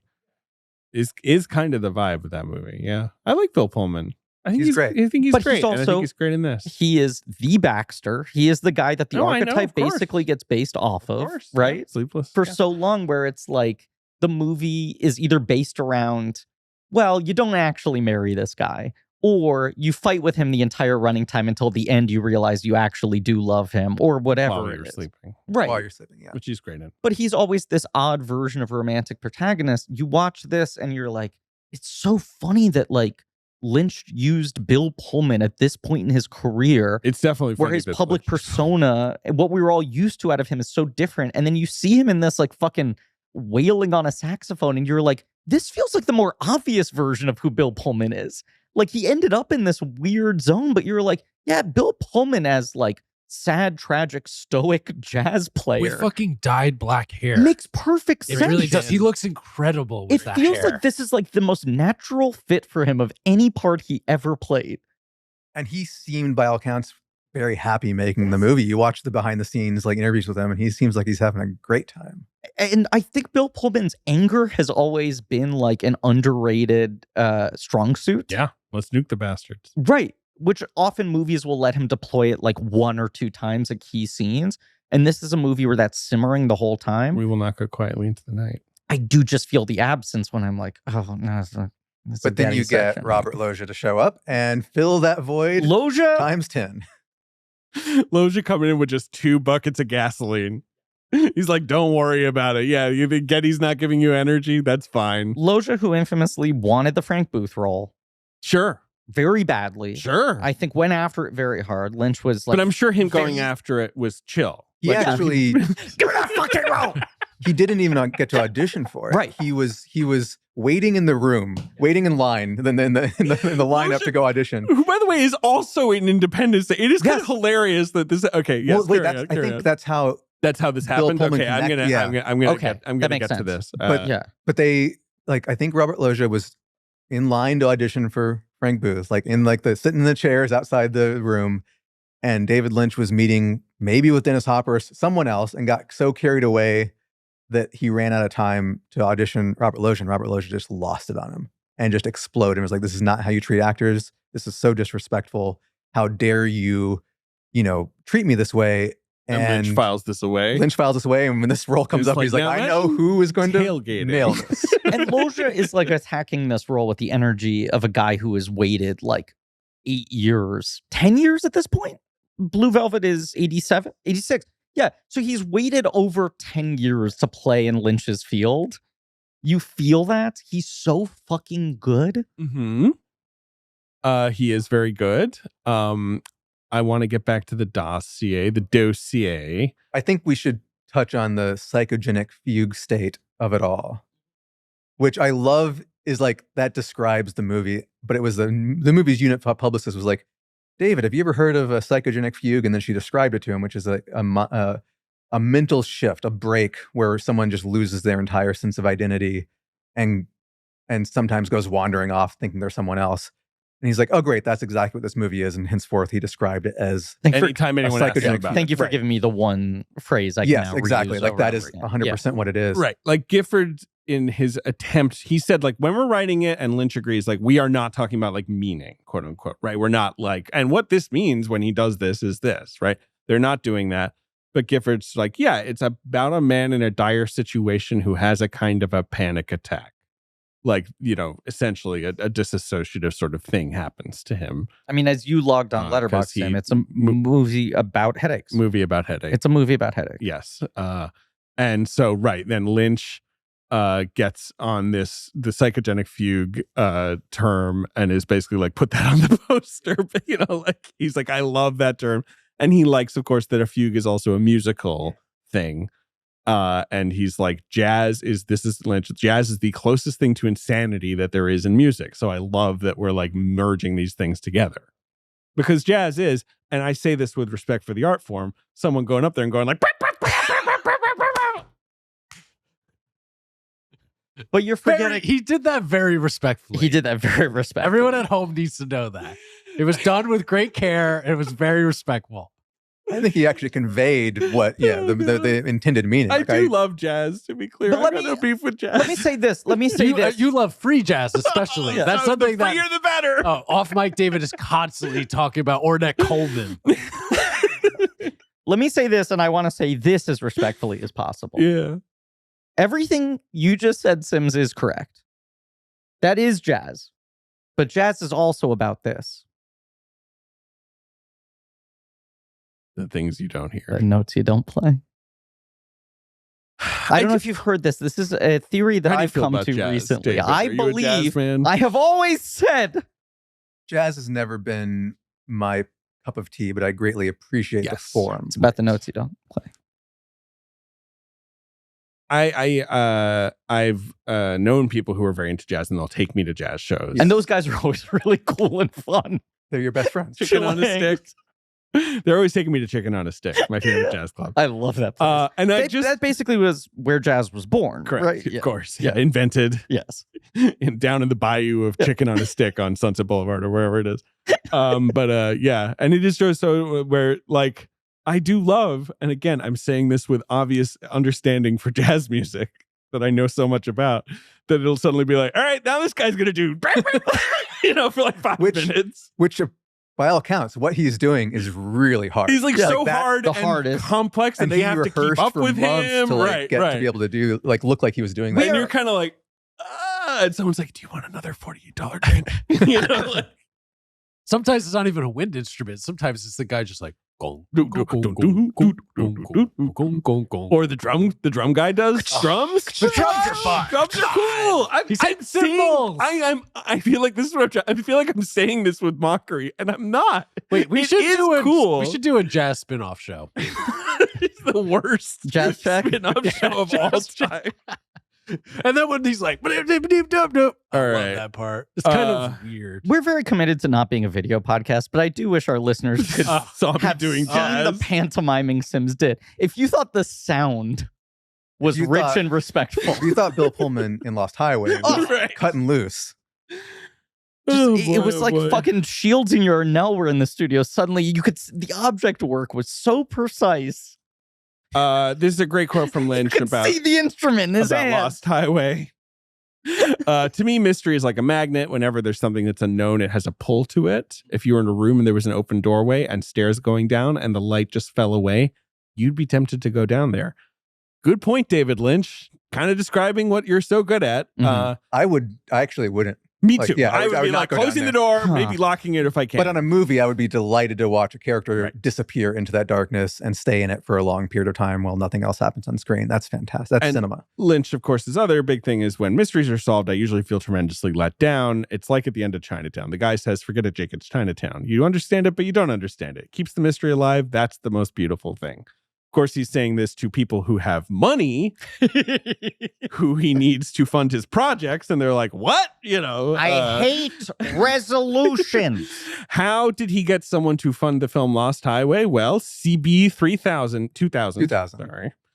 He had a 3-picture deal with them. They also worked with Campion back in the day.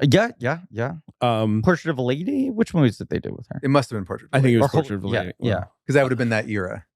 And even they balked slightly at this one, being like, it's about what?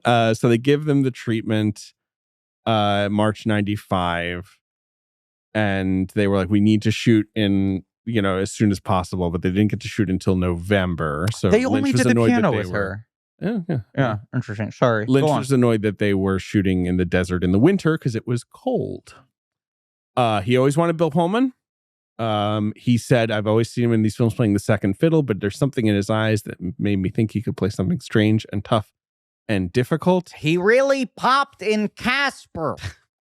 Pullman loved David Lynch, said it was like meeting a member of the family. It was like tuning forks humming together. They do both have like this Midwest thing too. I think they both have a Montana connection. Like they, whatever. They vibed immediately. On his sax solo, he said, quote, I just kind of put the sax up like here and then made a bunch of noises. No, he didn't say that. I studied David Sims. Angela Badalamenti writes the music, and David's like, here's the session track. Like we recorded this music, and Bill was like, I can't play that. Like, that's crazy. But David's like, it'll be fine. And while he's doing it, David Lynch is offset just screaming, crazier. Patricia Arquette. I feel like she's hot stuff right now, right? She's new. Yes. Right? Like Flirting with Disaster, Ed True Wood. Romance. True Romance, obviously. Yeah. She was like the dream girl for movies about broken men, a certain type of misunderstood broken loner weirdo. Is that fair to say? And she's such a Lynchy. I mean, she makes so much sense with his whole vibe, right? Well, also her natural speaking voice. Like she's just, everything she says is always in a very slow whisper in a way that doesn't feel affected. It's just who she is. And very soft. Yes. She's styled basically like Betty Page when she's in dark hair mode. The first chunk. Veronica Lake, maybe. Kind of, very platinum blonde. And David Lynch apparently didn't know who Betty Page was, which is kind of amazing to think about. That feels impossible. I know. I'm not calling bullshit on him. Patricia Arquette said, who's that? And then he was like, wow, she's the bee's knees. No, now that story is 100% true. That is exactly how that would go. Arquette said, like, so I'm reading the script and I'm like, these are two people. And Lynch was like, no, these are the same person. And so she's like, I guess I'm playing two different interpretations of the same woman. She thinks the movie's about a man trying to recreate a relationship with a woman he loves so much. So, and this time it'll end up better. That's the kind of really Vertigo rose-colored glasses perspective on the movie. I would agree with that, but I guess if you're playing the part, I can understand if you're trying to what is my relationship with this man? Not to fucking derail again here, but I feel like we get into this oftentimes where an actor will be promoting their movie and they will offer some soundbite. And this is, look, in fucking 1997, Patricia Arquette says that one time to Premiere Magazine. Only weirdos like us ever remember it. It's gone in the culture, right? Now someone says a quote like that and it gets repeated on the internet a billion times and people go like, actors are so fucking dumb. How could that be your interpretation? And it's like, your job is specifically to make sense of just your one part of it. Tunnel vision. That's part of the job. Yeah, right. Anytime an actor comes out and they're like, I found this to be a sympathetic character, people are like, you're playing the Joker. How could you fucking feel that way? And it's like, your job is whatever it takes. All right. I just had lunch with Emma and Fran, friends of the show. Isn't it crazy how the whole plot of the movie Joker is that, like, what if there was a guy that was crazy? Like, that's the whole plot of Joker. because there's no Batman. I know he's like off to the side. You know, but Like the whole plot of Joker is like, this guy's crazy. But he's good at comedy. Yeah. great. You know what the plot of Joker Folie à Deux is? What if there was a good movie? What if he met a crazy lady? Do you like Joker? I appreciate. I liked it. I think that's a Yeah. good call. Appreciate is probably a good like way to put it. Yeah. I had a quality time at the movie theater watching that movie. That's another thing. We're releasing this episode. We won't know the impact that Folie à Deux had on culture. Oh my God, it could be. Thought it was going to be a cultural moment. Everyone thought it was going to be cool. Well, okay. Gaga's in it. It's Gaga's in definitely it. not cool, but I want to defend myself by saying it is undeniably a cultural moment. I didn't want to actually say what it might No, be. later we'll have a pickup and we'll insert something the correct answer. Yeah, the correct answer. Yeah. Decently sized hit.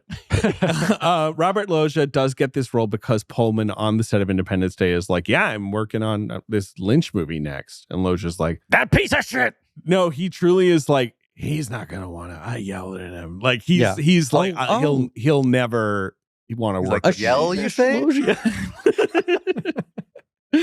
And Pullman's like, well, there's this one character who screams his fucking head off every time he's in the scene. Yeah. And so let's see. And we also have these like Richard Pryor. Richard Dude. Pryor's last, I mean, it's Robert Blake's last performance. It's Jack Nance's last performance. Blake, Nance, and Pryor, this is the last movie for all three of them. That's crazy. So wait, when did Jack Nance die? Before this film came out. Right. I knew that it was basically, and then Pryor dies a few years later, right? But obviously he's already in like very tough shape. It's kind of a beautiful thing to see him in this movie, but Yes. Obviously. I think that was another thing watching this movie in '97. I hadn't seen Blazing Saddles yet right. or anything that he had been involved with. So I didn't have that context. And watching it now, like now having had that context, I'm like, it's really moving. Yeah, well, it's also, there's something about like seeing Richard Pryor's speech patterns slowed down Right. in fighting his illness. Same guy, right? Yes. And he's recognizable. This but is right. the last moment when he's still able to do some version of his thing. And it's like when you get to Another You, I think is the last Gene Wilder movie. And that's the one where people are like, you can tell he's sick. He's like slowed down. And then after this movie, he would just do like sort of like Kennedy Center honors. He'd get on stage, he'd say thank you, but he clearly like wasn't able to say much. There's something to a guy who had such recognizable, controlled, powerful speech patterns be slowed down that has the same effect as like Lynch playing someone's dialogue backwards. It has that eerie quality. Yeah. No, you're right. It is eerie to see him talking slowly and He's very just being sweet a guy. in it. He's very Yeah, sweet. Getty Lynch saw a picture of him, was like, that's the guy. for sure. Robert Blake. Right, he's got the right look. Robert Blake Lynch saw on Carson and was like, there's a guy who doesn't give a shit about anything in this industry, and puts him in the back of his head. Also doesn't give a shit about the law. Blake, the Colbert joke I always think of, it's like from an ancient Daily Show. Like, I went back to get my gun was his alibi.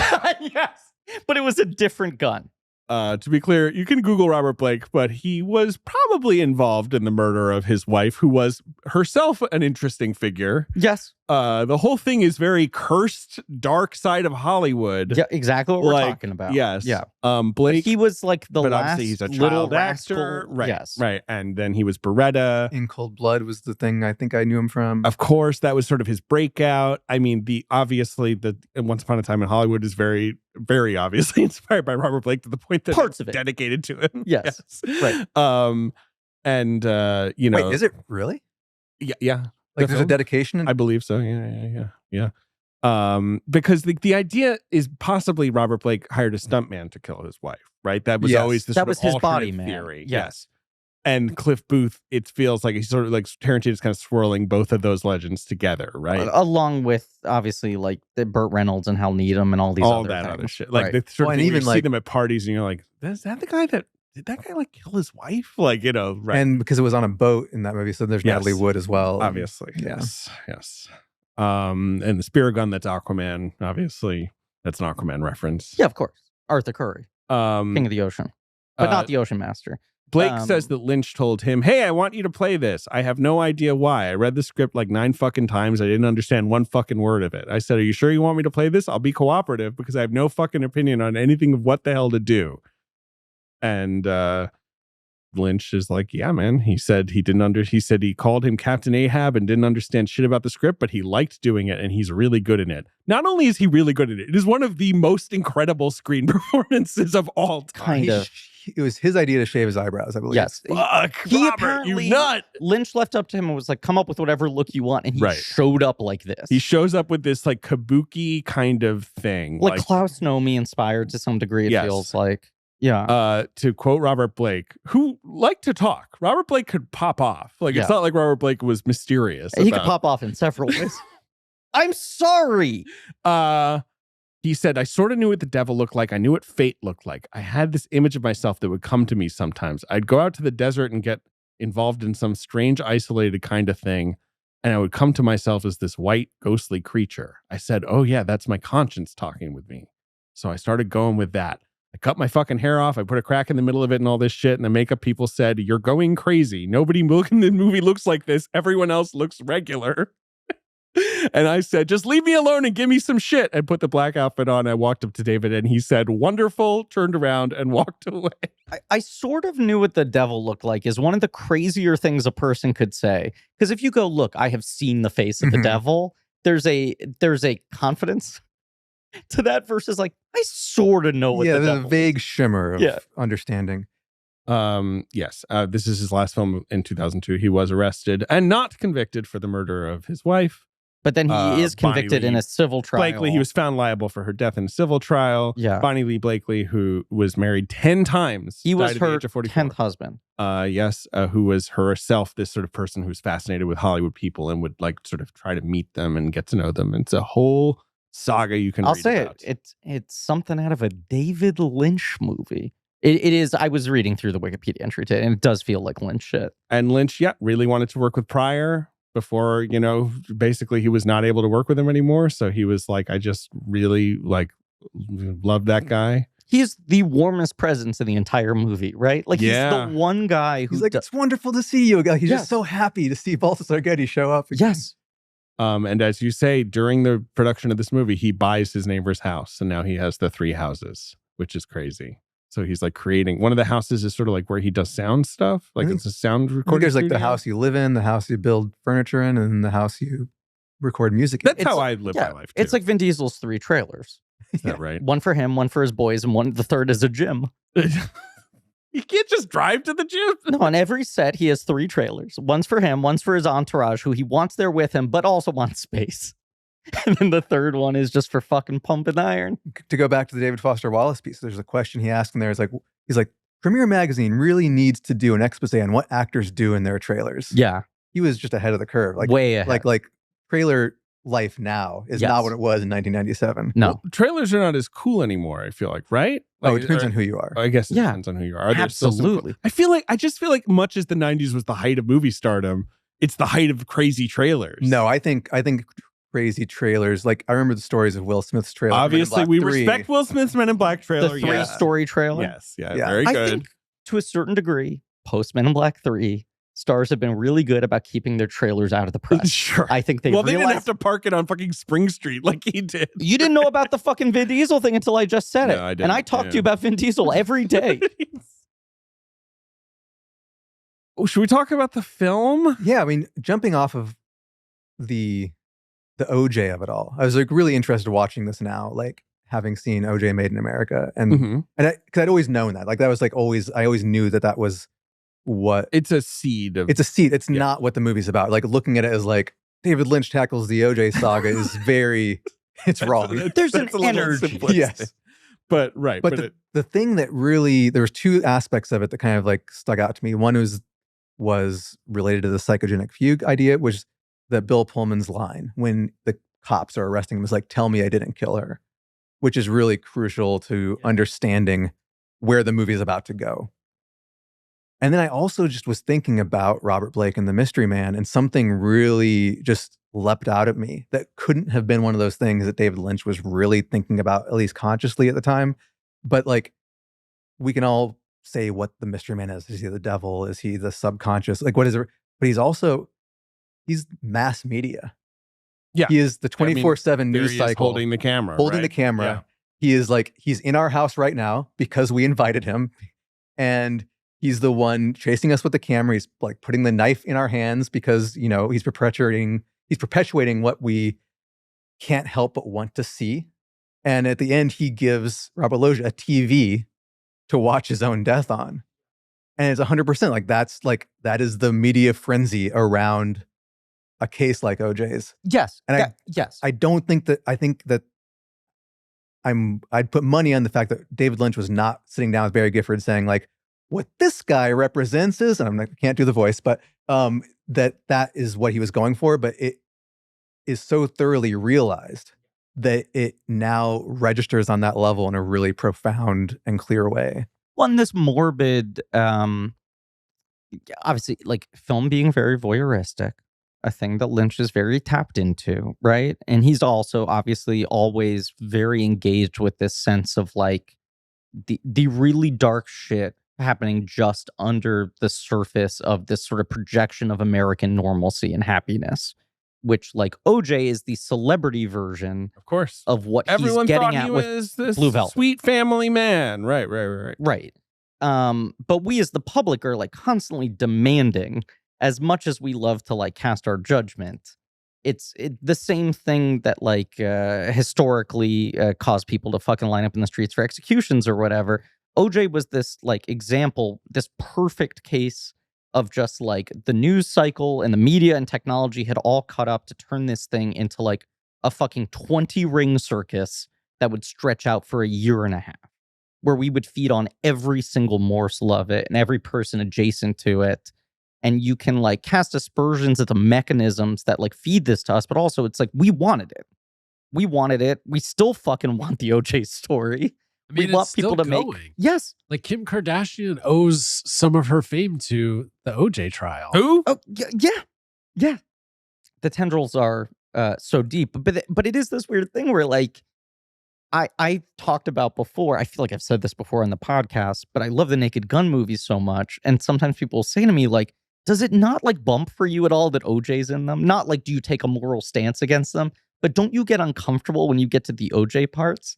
And my answer is always OJ being in those movies feels like the way they have someone dressed up as Queen Elizabeth or George H.W. Bush, where like somehow OJ being in them adds to the weird parody quality of like, well, he's one of the clear stamps of the 90s, of the culture. There's something about the fact that Robert Blake, a couple of years after this movie, gets caught up in his own Lynchian murder 100%. plot. Yes, in a lurid Hollywood murder thing. That Yes. the performance is incredible.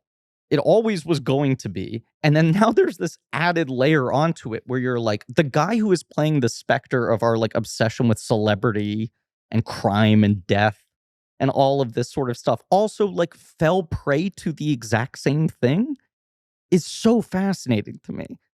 It's wrong to say that makes the movie richer, but it adds a level to it that There's certainly a power. it's a that is power. gained. A power is a great way to put it. It Yes. adds a heaviness to it that is, again, the filmmakers would never have assumed that might be a possibility, but it came to pass. And you imagine he's casting him primarily for like, like Dean Stockwell. He uses so incredibly well in Blue Velvet, who's another like child actor who sort of struggled as a child and then found this second life for himself as an adult character actor in a very different vein than how he was presented as like a child actor. You ever seen Beretta? No, I've never watched an episode of Beretta. Why would you have? Obviously, Right. it was sort of way before our time. But I feel like Beretta's reputation was that it was kind of a little cooler and more hard edged than the Yes. other hit cop shows of the Like the 70s. NYPD Blue of its day. Yes, He was a tough talker. Right. I'm sure now it would feel insanely dated, but just that it had a little more edge to it or whatever. Yeah, so Lost Highway, it's about Fred Madison, Los Angeles saxophonist, having a great time. He's married to his wife Renee. He's not amazing in the sack, but whatever. He gets it done. Well, does he? Maybe. Yeah, it's questionable. I think he actually is struggling to get it done. Our friend and- Jordan Fish always says that you can tell a lot about a filmmaker from how they film their sex scenes. It says something kind of like innate about their like view of humanity and relationships to people. And he covers, there are many sex scenes in this film. He covers it he has a lot of sex a scenes in his number of career. different ways. Right. But the choice, he'll go back to the shot a lot, like right over the man's right shoulder when he is on top of the woman, and you're just sort of seeing her face disappear and reappear. You're like mostly locked into her eyes, but constantly getting obstructed. It's really interesting. And then the reverse of that, which is the low angle where he's just looming in this really uncomfortable way, and often frozen in that position. And there's this like serenity to the women, and there's this like effort and stress to the men. Right. Yeah. He hears on his intercom that Dick Laurent is dead. Mysterious.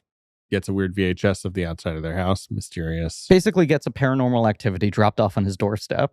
Here's you and your wife sleeping. She describes the dream, right? Or no, he describes he has the dream of Robert Blake's face on her face. The best Lynch image there is. And it's an early example of like these like naive visual effects that he would come to employ with more frequency in Twin Peaks and Inland Empire, where he could just do it himself and, Final Cut Pro or whatever.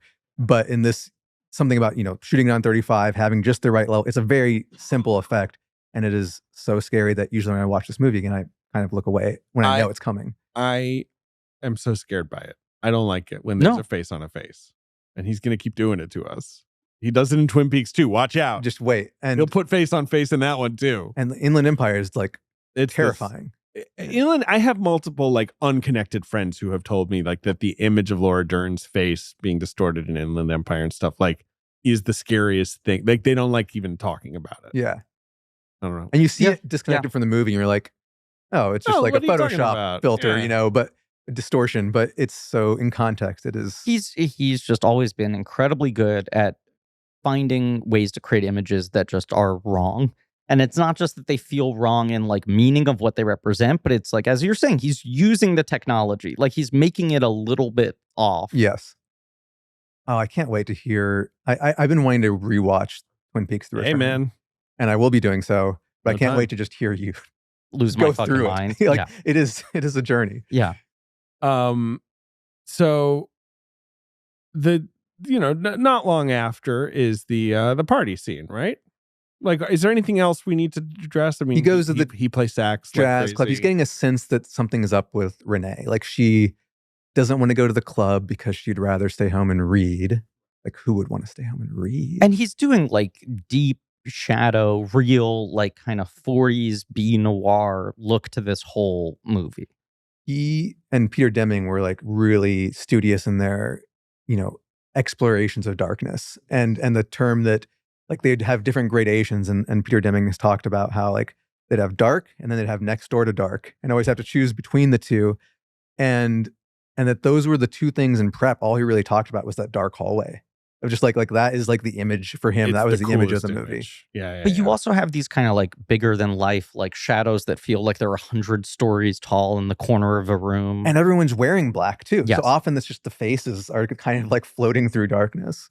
You get introduced to Michael Massey at the party, another actor in surrounded by tragedy, of course. Yes, The Crow is only a few years before this movie. This is the guy who pulled the trigger on Brandon Lee, which was not his fault. We've talked about him before. Seven. Yes. The 7, which is is another example of a director kind of using the innate sadness in this guy. Right. Yeah. Doesn't this party feel like it really captures 90s cool?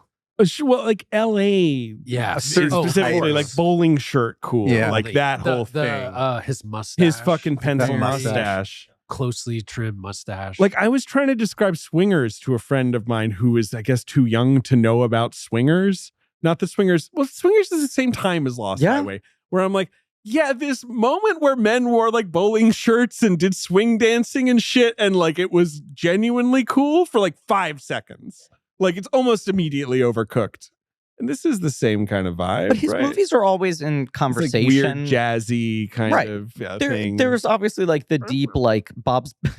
I did it again. There's the Bob's Big Boy, like root of Lynch. Right. Let me go get a gas station shirt. Yeah, polo shirts. Which he often, the 18 woodpeckers from the gas station.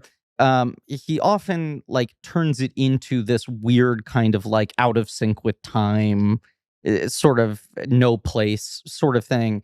This movie, and part of it is, I think, the soundtrack is like, oh no, these are specifically people in the 90s caught in a 50s revival cycle. There's like, I can't remember which critic it was who, maybe Vincent Canby or something, criticized like the fact that it was so modern. He's like, if this was just a straight up noir, it would have made more sense. Why not set it in the 50s? But I love that. Right. I do too. That's what makes it so great. It's actually, of all of his movies, probably the most contemporary to when it came out. Yeah. And it feels like it was made and set in 1997. Yeah. I mean, I understand the note in that it's kind of like a movie about a jazz saxophonist black dollying someone does feel vintage. Like, because he literally cuts her in half. Wait, is from what we can tell. And but like, you know what else feels vintage? The Brian Setzer Orchestra. And they were fucking at their peak at this exact point in time. it's very true. Like, this is where culture was. Yes. Cherry Poppin' Daddies. That's Cherry what I Poppin' was Daddies. trying to remember that name. Oh, Oh my God. God. Squirrel nut zippers? Squirrel what nut. a fucking basement This was an era. for culture. As someone who was watching this movie and Lynch's subsequent work in a very gothy phase of my life, I did note Michael Massey because I knew him from The Crow, which was a cherished movie of mine. Then Mulholland Drive, I was very excited to see Vincent Castellanos from The Crow, City of Angels, Right. Ooh. Right. playing Spider Baby. Uh-huh. Right. The fact that I just was able to call that up shocks me. Very And then, of impressive. course, David Patrick Kelly is one of the most, memorable characters in Twin Peaks and Twin Peaks: The Return, and eats the brie and baguette sandwich. And he was T-Bird in the original Crow. Oh, wow. I have So nothing maybe- else to say about this other Lynch- than that I just knew all of the Quiet actors from The Crow. Crowhead? Yeah. Yeah. Have you ever considered Zoot Suits? Yeah, obviously. I think you could pull it off. Would make me look taller. It's like the Bart Simpson Yeah, game. the lines up. Yeah. Okay, so he goes to this party hosted by Michael Massey, and there's this weird kabuki devil man who walks up and is like, I'm in your house right now. Hands him a cell phone, says, call your home. He's on the other line. He pretty quickly puts together, this is the guy who was making the tapes. It's so effective, and it's such a simple little trick, but it's really scary. It's deeply scary. It's the scariest shit that ever fucking happened. Yeah, it's about as bro. unnerving as anything. Like, you go to parties this has only ever happened to me in LA, but you go to parties in LA, sometimes they have a magician on site who will do crazy shit, like close-up magic or even far away magic. They'll just do magic, and it is there to amuse the party guests, and you're like, how the fuck did that happen? And it makes the party better. And this is like the version that went too far. Yeah, this is close up, like Yes. satanic Yes. power. Yeah. I remember just like it was yesterday, watching this in my bed, 2 a.m, headphones on, just not knowing that that's what that was going to be. I don't think I even knew about the Mystery Man at all. I don't think I knew it. The only thing I think I knew was that Bill Pullman was going to turn into Balthazar. Oh, Getty. what's so crazy is I'm sure there's a trailer for this movie, but I Mm. never saw it. Is it Good on YouTube? question. Great Yeah. question. Like, this was pre-internet, so like I Yeah. would not have seen a trailer online, and I certainly One guy is going to have a crazy weekend. He looks like we've got a car on road. Oh, Robert Blake's right there, right at the start. It's leading off with Robert Blake freaking out Bill Pullman. Well, how lucky were we to have never seen the trailer when we saw this movie? Seriously. Because, yeah, I did not know that was going to happen. And then then they get another tape of them in their bed, right? After this There's three horrifying there's three encounter tapes. There's the Right. one that's just the house, then there's the bed, and then the third one is the is the murder. murder. Yes. The silence of the tapes is really creepy. There's no sound really at all, except for just like static noises. This really taps into the unnerving aesthetic qualities of VHS I that The agree. Ring then sort of extrapolates from. Like, maybe The Ring is like the same year, the original one. Ringer Oh. is maybe 96. Yeah. It's around 98. Yeah. Okay. I feel like Yeah, we've yeah. talked about this so much. But, That's another of the scariest things I ever fucking saw is Yeah. her coming out of that goddamn TV. Spoiler alert. but the detail that gets lost in tape that creates this fear of like, what am I not seeing? What is like being artifacted to a point of abstraction? It's a thing now where like I've said this so many times, but when movies have characters watching video footage of something and the video footage is the same clarity as the movie you're watching, it never fucking has the same effect. It's the fucking birthday party scene in Signs, which is still, I feel like, the most scared I've been by anything in a theater. Scary. God. Another great example. Yes. Just the jitter when they hit pause. It's And you unmistakable. cannot quite figure out what you're seeing. Yeah. People always forget that it's fucking Hiroyuki Sanada getting murked in Ringu. Yeah. King of all kings. God. Shogun himself. He just does not stop. Anyway. How do I describe that? Stop making me do the plot of Lost Highway. Come on, guys. Do Help the me out. fucking plot for Lost Highway. So then Fred Madison gets arrested and he goes to jail. He gets put on death row. Yeah, I guess in between this, he walks down a weird hallway. That's right before the murder. Like That's right, he yes, walks yes. down the hallway. You know something's up with that hallway. He spends an unusual amount of time looking at himself in the mirror. And then You say unusual. If I were Bill Pullman, I'd look at myself in the mirror half of every day. that's true. Like out of context, I spend more time looking at myself in the mirror than he does in the scene of that movie. But Yeah. And I never think of myself as a particularly weird or troublesome individual. No, he's got an incredible punum. He goes to jail. He gets put on death row. Who's the guard? Henry Rollins. Henry Henry Rollins. Rollins. Yes. Henry Rollins. Henry Rollins is the guard. And Guard Jack Jack Keeler, Keeler is the other Yeah. one. Yeah. who's one of those incredible that guys who Lynch uses a fair amount, right? Yeah. Well, he's also he's the landlord in Big Lebowski. But didn't he come up in something we were watching Jack recently? Keeler, he's in Men in Black 2. Yes. Could it be that? Waterworld, Spy Who Shagged Me. We've been covering him a lot recently. Yeah, he's Yeah. been around.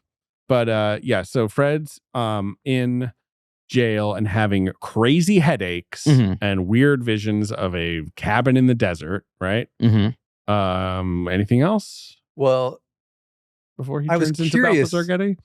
I He's went, also in I does. Love You to Death. That's what it was. Of course. Yes. He plays a detective. We've covered him like 6 times in the last 12 months. Have you ever seen I Love You to Death? no, but having listened to the episode, I now really, really want Gotta to. check it out. It's fun. Starts with the spinning pizza, Lynchian image. Is it? Pizza rotating in the Is it? a little bit. You'll see. It's a little weird. I can't wait. We got to talk more about what Lynchian means. I went and found the script for this movie because I was just the shooting script because I was curious what how it might have changed. And this is the part of the movie that is like has the most. There's nothing crucial. Like there's no like scene with Pete Dayton that got cut out from the first half, but there is more stuff with Michael Massey in this part and some other young women that he's partying with, and there's more in the prison. There's another prisoner who gets executed, and all of this footage has kind of been compressed into this brief sequence before he becomes Balthazar Getty. But the really interesting part, or maybe it's not that interesting, but you hear both in the David Foster Wallace piece and other articles about how the transformation into Balthazar Getty is a truly horrifying sequence full of prosthetic makeup and fake heads. And none of that is in the movie. There's a sped up shot of him just right. That's like it. Turning his, that's it. Where you sort of get a sense that there's prosthetics in those sped up shots, but you don't really see anything specific. And This one doesn't have a missing pieces, does it? it doesn't. Yeah. And reading the entire screenplay, there's no other deleted scenes. There's Yeah, like a little bit in interesting. here. It feels like pretty much everything's there. But I was I like Googled Lost Highways prosthetics, but it's just about people who lose prosthetic limbs on the road. on the road. Yep. Anyway, carry on. This description of the change in the screenplay is interesting. So I thought I might read that. Maybe I'll read it in a David Lynchian tone. So Fred turns, straining upwards as we've seen him do before. His face and head are hideously deformed. He pulls his hand down across his face, squeezing it as it goes. As his hand passes over his face, Fred's features are removed, leaving a blank white mass with eye sockets. We move into the eye sockets and beyond. Fred's blank face begins to contort and take on the appearance, feature by feature, of Pete Dayton. Fred Madison is becoming Pete Dayton. So he's making it sound like a werewolf transformation. or Completely. whatever. Right. Yeah. It's Like- like fucking American Werewolf in London. And if you watch the end of the movie, when the transformation starts happening again and freeze frame and step through it frame by frame, you can see full on Rob Bottin style, right, like crazy Tetsuo like it's like shit. his Yeah. face is inflating and throbbing and pieces are like growing Well, out of his the, head. The bump on his head, on Balthazar Getty's Yeah. head for the first chunk of his section of the movie looks so incredibly artificial. it's one of the few flaws of the Blu-ray. It's Right. too good. You see the Yeah. seam lines on the prosthetic in a way that like stands out in a movie that does not have any of that. But you could see if that was coming straight after 10 minutes of Robert Bottin, like fucking change-o-face kind of shit, it wouldn't stick out as much. He turns into Balthazar Getty, and it's sort of like, now you're a new person, so I guess you're free to go, but we're going to keep an eye on you. Just the logic of that sequence is just great. It's a really funny sequence. Well, the You're moment- not that guy anymore. You're a different guy. You're a car mechanic named Pete Dayton. The moment that's incredible is the guards going like, this is weird. There's a different guy in the cell. We can't skip over that. That it's not just like the movie edits over to a different guy and you don't know. The guards are like, this guy we were supposed to execute isn't here. There's another guy. Right. A move that obviously Morbius references in its end credits when the Vulture time slips into. You're like, Spider-Man's behind this. I hope the food's better in the air.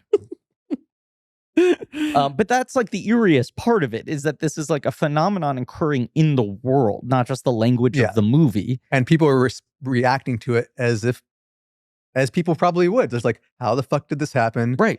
What's the paperwork that's going to be involved Yes. with the Do discharge you have of this a social prisoner? security card, Yes. sir? When Like, they whatever. release him into the stable and supportive arms of Gary Busey. 90s Gary Busey. 90s Gary Busey. Very stable. Yeah. You'll get that great leather jacket, that great pompadour, ready to order 2 His meatball hair's looking subs. good. His hair, yeah. Oh, he's gonna get. Oh, I know. I want a meatball sub. But he doesn't really remember anything. They refer to something that happened Yes. the previous night, and it keeps coming up. But is the implication that like this guy was with his parents and he kind of got zapped into it? Because they're like, yeah, your parents are here. Like, what is this metaphysically? Like, where was Pete Dayton yesterday? I think, and we're treading dangerously close to And which analysis. I don't care about, to We- be clear. So, like, if the movie is about How does Zootopia feed its people? Sorry, go on. like You buy giant popsicles, you melt them down, you make tinier popsicles. Very good point. Redwood. that I would argue that Fred Madison is conjuring up all of this. Yes, right, Including right, Pete Dayton right. and the parents, and the fact that something happened that explains this, that they won't tell him, that none of this, that there wasn't actually a character who swapped places. And the movie comes close to reality a few times, but never quite breaks through that surface. So you think he's feeling a little melancholy about the fact that he maybe killed his wife and maybe chopped her in half? he's feeling very melancholy. A about little that. melancholy. And about he's that. creating basically like a hypothetical vertigo Right. in which a younger version of him gets a new chance with a similar woman. Yes. Yeah. Who ultimately is the same woman and who sends him on the same spiral of the same mad descent Mhm. that she did the first time. But Right. but a plottier version A of it.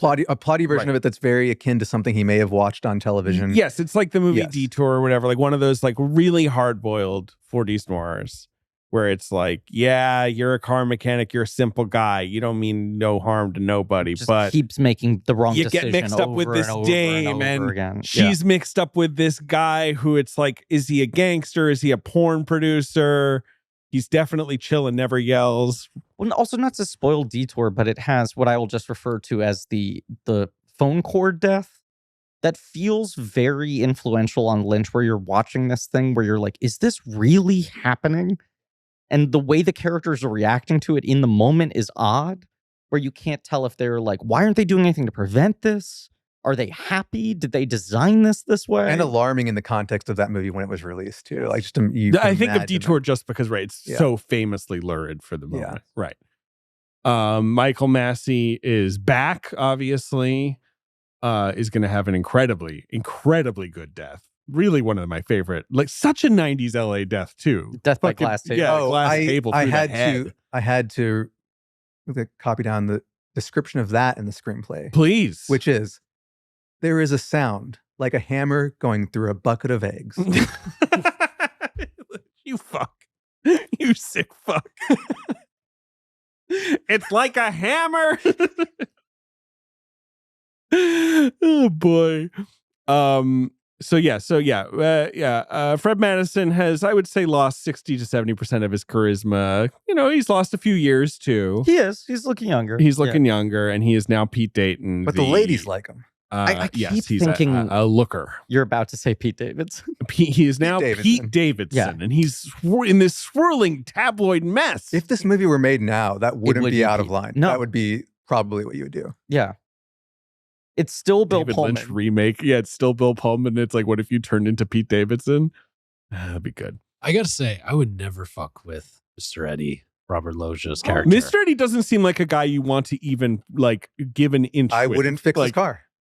I would quit my job. Yeah, exactly. If he took a liking to me, I would move. I'd move to a different subway car if he gets on before we even made eye contact. He's one of those guys where you're like, too much energy. Well, if he was on a subway car, he'd be mad because he would think the other subway cars were tailgating his subway car. Why are you following me? You're too close. Robert Loggia plays Mr. Eddie / Dick Laurent, a gangster porn magnate with a bit of a short fuse. A bit. I don't know how else to describe him. I'd say he's a bit of a no fuse Norman. right. I love He's when just an the- exploding bomb. I Yeah, love when the constantly. henchmen during the tailgate scene where they both just like kind of quietly buckle their seatbelts because Yep, they know yep. what's about to happen. It's so fucking good. Oh, it's another Tuesday in Griffith Yeah. Park. Yeah, Uh, exactly. Yeah, who is like a lot of like Lynch has this character always, this like raging, like terrifying, like male. He has I mean- this guy, he has the henchman, and then he always has the two detectives. He always has the two guys like, well, I don't know, ma'am, who like are like both giant and kind of like oddly dressed and It seems stuff. to me he might have done it. Yeah, right. He might have done it. Because like Mulholland Drive has Robert Forster and the other guy, right? The guy from the Sam Raimi movie. Who I love. Yeah. And you're like, right, if this is a TV show, that's a plot, right? Is those two guys are like bumbling around. They get their showcase episodes. Right. And you're Yeah. sort of sad that there's no more Robert Forster in Mulholland Drive. And thank God he's in Twin Peaks The Return, absolutely shattering the backboard anytime he is on screen for even 1 second. Incredible performance. Right. Brent like- Briscoe Yeah, Briscoe, that's it. yeah. from That's his Simple name. Plan. Simple Right. Plan. Love yeah. that guy. Oh, the bet. We lost him. Yeah, well, go get him. But yeah, what else? Give me more plot things we can discuss Well- about this movie. He This part. falls in with Alice. the Gangsters Mall, Yes. He's Alice. dating. Natasha Gregson Wagner, Yes. hanging out with Giovanni Ribisi. Yeah. Yeah, who bad kind of guy to hang out with. He's popping up a lot for us recently. He's been popping up a lot for us. And it is funny because I feel like in certain episodes, we are so wildly critical of Giovanni Ribisi. And other times we're like, Giovanni Ribisi. And he is like, you said James Franco's a feast or famine actor, right? Where it's like sometimes he's engaged, he's giving you everything. And sometimes you're like, what the fuck are you doing? Ribisi, it's truly a problem where I'm like, anytime Ribisi's bad in a movie, I blame the people who hired him. Where you it's knew like, what he was going to give you. right. Right. You have to know. It's like, it's another, he's a volatile chemicals guy. And this, it's like the exact right amount when he enters. He's briefly in the film. Yeah. Natasha Gregson Wagner, great. Love her. So pretty. Obviously, herself, like you said, swirled with crazy Hollywood history. Yeah. Her parents and her stepfather, Robert Wagner, and all that. But nothing's really going on with him except that he falls in love with Mr. Eddie's mistress, Sure. Alice, right? Right. Who is Whom blonde Patricia Arquette. instantly seduces him and then embroils him in a plot straight out of film noir from the 50s. Right. But you're gonna rob my friend. We're gonna bust out of town. But then this is like when she's also like, but also Mr. Eddie is Dick Laurent and he makes crazy porn. And like that's something I'm revealing to you now, I guess. I hate trying to describe the which plot then- of these movies. It's like the stuff that Fred Madison has been suspecting is starting to bubble up into the reality of this version of him. He was like, all right, I'm creating this alternate version of myself who has got a stable family life and a good group of friends. We go out and have fun, and I got a really nice girlfriend, and we got a good thing going on, and I make her happy. And then here comes Alice to kind of bring the reality slowly And then the rapidly nastiness seeping of back Hollywood, right? And like Yeah. the undercurrent of everything, underbelly. Patricia Arquette had such a fascinating persona at this time. She's someone who like escalated to being an above the title star really quickly, even if it was in small movies. 100%. Nightmare on Elm Street 3 is her first film. She's good in it too. and they want her back for 4, Yeah. and her career's taken off too much that she walks away.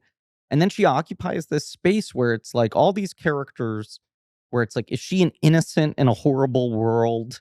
Yeah, Is she's she sort the of in the Juliette seductress? Lewis zone, but she's more like voluptuous and like kind of a throwback look. But this Jennifer weird feeling of her Tilly is being another like one. this sort of like cursed nymph, Yeah. you know? Yeah. And then you have movies. She's also just like in R-rated movies. Right. She's like such an R-rated movie Yeah. actress. They're all like dark dramas and stuff, like fucking Goodbye Lover and like the High-Low Country, like these movies that Stigmata. it's like a Stigmata, where it's like I can't see those movies in theaters. I'm too young. I know who she is, but I can't see her movie. But then you have things like Ed Wood and Yeah. Flirting with She's great in Ed Disaster Wood. that both use her in a similar way, where it's like, this is the one sane, kind, normal Yes. person in this absurd world. She's awesome in Flirting with Disaster. And in Ed Wood. She's Yeah, like such a beacon of a lovely goodness. performance. Her Yes. 90s run is incredible. And then like after this, she does Bring Out the Dead. Yeah, which she's good in, but that's a really, really depressing part. Like, you And her know. playing against her husband that she's actually been estranged from for 7 Right. years. And then that ends her like 90s where she's got such a specific thing. And then it's like an odd period where you realize in retrospect, oh, she was doing Boyhood this whole time. Yeah, that's true. Where the jobs in the 2000s are odd and all over the place. Then she's obviously on Medium for many years and Won an wins an Emmy. Emmy and Yeah. whatever. And then she gives this performance in Boyhood and you're like, oh, this is kind of incredible. Have we been taking Patricia Arquette for granted? She was doing this the whole time. And then now she's just become like the queen of prestige TV. She does a lot of prestige TV. She directed a movie, I think, recently. That I think was at TIFF last It year? was at TIFF. I saw her outside her restaurant, and I was like, well, I don't know what I would say to Patricia Arquette, so I did not approach her. But she has barely made movies since Boyhood, Yeah. which is But now she did, 10 years ago. She did do Escape to Dannemora, though. She escaped to Dannemora. She did. Don't tell anybody. She did the fucking Gypsy Blanchard one. Yep. She's on Severance. She's There good on was, Severance. she did another Apple Plus show that got canceled that I only found out existed was when they just watching a announced it was fucking- canceled. I'm like, I just have my Apple TV on or whatever, and it starts playing the trailer for Dark Matter, which is like 1 Jennifer Connelly, 1 million Joel Edgertons. Yeah. And I'm just like, this must have cost a fucking $100 million. Like, no one will ever know what this is. High Desert, which premiered in May 2023 and was canceled in July 2023 and starred Patricia Arquette, Brad Garrett, Bernadette Peters, Rupert Friend, Matt Dillon. It was directed by Jay Roach. She was doing this the same time she was doing Severance. Patricia Arquette. You're She's right, though. very good in this film. Yes. Yes. Or, you know, she's playing an archetype. She's playing two archetypes, sort of two sides of one archetype of the dark, unknowable, right, mole. I think that's what made her Boyhood performance feel so revelatory is like so often in the 90s, she was incredibly good at being asked to play an aura. She was like an incredible energy actor. And What do you Boyhood, think of she's a her? human being. In Boyhood, right. And she just has the moment where she's like, this fucking sucks. You're just old now. What do I do? Yeah, it's an incredible scene. Why she won an Oscar. What do you think of her in this movie, David Lowery? I think she's fantastic. It's also a complex thing to watch now because what she's being asked to do in this movie is really challenging and it's really uncomfortable. And I have to admit, like watching this movie as a 16-year-old is very different from watching it in my 40s and being like, I don't know if I could direct a scene like it's so fraught with so many things. I mean, I was watching this movie with a woman I had a crush on in college who I was like, are we dating or not? And she's pointing at the screen being like, I'm going to be her for Halloween, which is a very different way to process this Yes. movie. Yeah. And it's, You get a wig, it's easy. Yeah. it's a great costume. Yeah. And Patricia Arquette's talked about how scary this movie was. Yes. And David Lynch, to his credit, is always, he'll put actors in these really difficult situations, but acknowledge that it is difficult. Like he's like, I'm asking you to do something really dark and uncomfortable. She will always say that she felt protected by He him. protected her specifically. Yes, but this is the kind of thing she did not feel comfortable doing. It didn't really do in other movies, even though other movies were always kind of taking her right up It to the tiptoed line. towards that. Yeah. And I think actors will do that for David Lynch. Laura Dern certainly has. Isabel Rossellini famously, and that's why Roger Ebert hated that movie, was because of that scene with her. And it's like a really hard, that movie, it's like this one. Those scenes are really hard to watch. That one more than this one, perhaps, because this one has the soundtrack, which sort of like makes it seem a little edgier and more stylized. It's all in slow motion, but the Blue Velvet scene is very similar and very hard to watch now. Right. And Lynch, I mean, we'll have talked about it, but Ebert's contention at the time was just like, this makes me so uncomfortable. I can't process how someone wasn't actually experiencing a real trauma. What is captured on screen feels too powerful to not have some human cost in it. But it does feel like, I mean, they obviously ended up getting married after that. You know, and Patricia Arquette speaks very highly of this. And as someone who has been very outspoken about bad experiences she's had in her career, she's someone who like uses her platform to talk about and try to like set a better model for new generations of actors and all of that. And also someone who's had like an incredibly bizarre history of romantic relationships. Yes, sure. Yeah, she's had some, But she's wonderful in this movie and really like iconic. I would say this is an iconic performance. Yeah, the look is iconic. The whole affect, the energy, aura, whatever, Griff, you were saying, like, yes, iconic. And not in the way that everything is iconic now. Like I had an iconic breakfast burrito or whatever. Like, you know, more classically iconic. But also slay. Yeah, but also it's a triple slay. And it's right, go off times infinity. So she's like, we're going to rob Michael Massey. They kill him by mistake. Balthazar, Pete clocks him with a candlestick. Getty is cheating on... Well, I think it's just a statue. Okay, but it's like a little thing. Yeah, clocks heavy. Getty is cheating on Gregson Wagner. Yes, who has picked up on and called it out on him. Yes, and he's sort of like falling into the absolute trance of this woman who sets up the like, this is the way for us to run away, make money, start a new life. This is a guy that Robert Loggia yells at me to go sleep with sometimes. He's got this set up.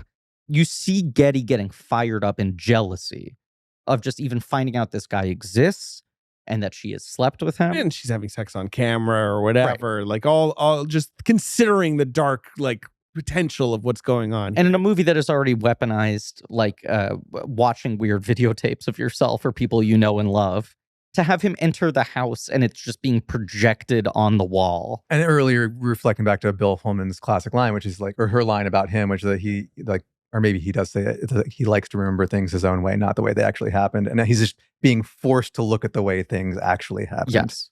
And is Manson in that video or does he come in later? He's later. It is a weird... It's later on. Like, yeah, there's like another sequence at the hotel. Where they cut him. Yeah.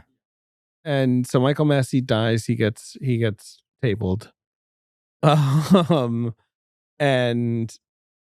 Pete sees that picture of like the two Arquettes together, right? Yes. And it's like, which one is you? Right, yeah. And she points to her. Are you both of these people? Yeah. Right. And then we're kind of in empty cabin times, right? Like, well, they have sex on the beach, illuminated outside of the cabin. Yeah, like they go to the cabin where the like. I love that the movie gets specifics. Like, I know a fence. He can get us fake. Like they get really specific, and then they drive to this abandoned shack. Yeah, this shack in the middle of like the salt flats, practically. But it's like they can't even wait to get to the cabin. They have sex outside, illuminated by the headlights of the car. Yes, and then they get into the cabin, and Bill Pullman's there. And she's like, "You'll never have me." She abandons him. Right. She goes in by herself. Yes, and Bill Pullman's there, and so is the mystery man. The mystery man is there, holding a camera. Yeah, and having a great time creating 1,000 meme formats. And then Mr. Eddie shows up, and they slit his throat. That's really he has to go find Mr. Eddie, and that's the part of the movie where you're like, if anything in the movie is quote unquote realistic, it is this sequence of a guy who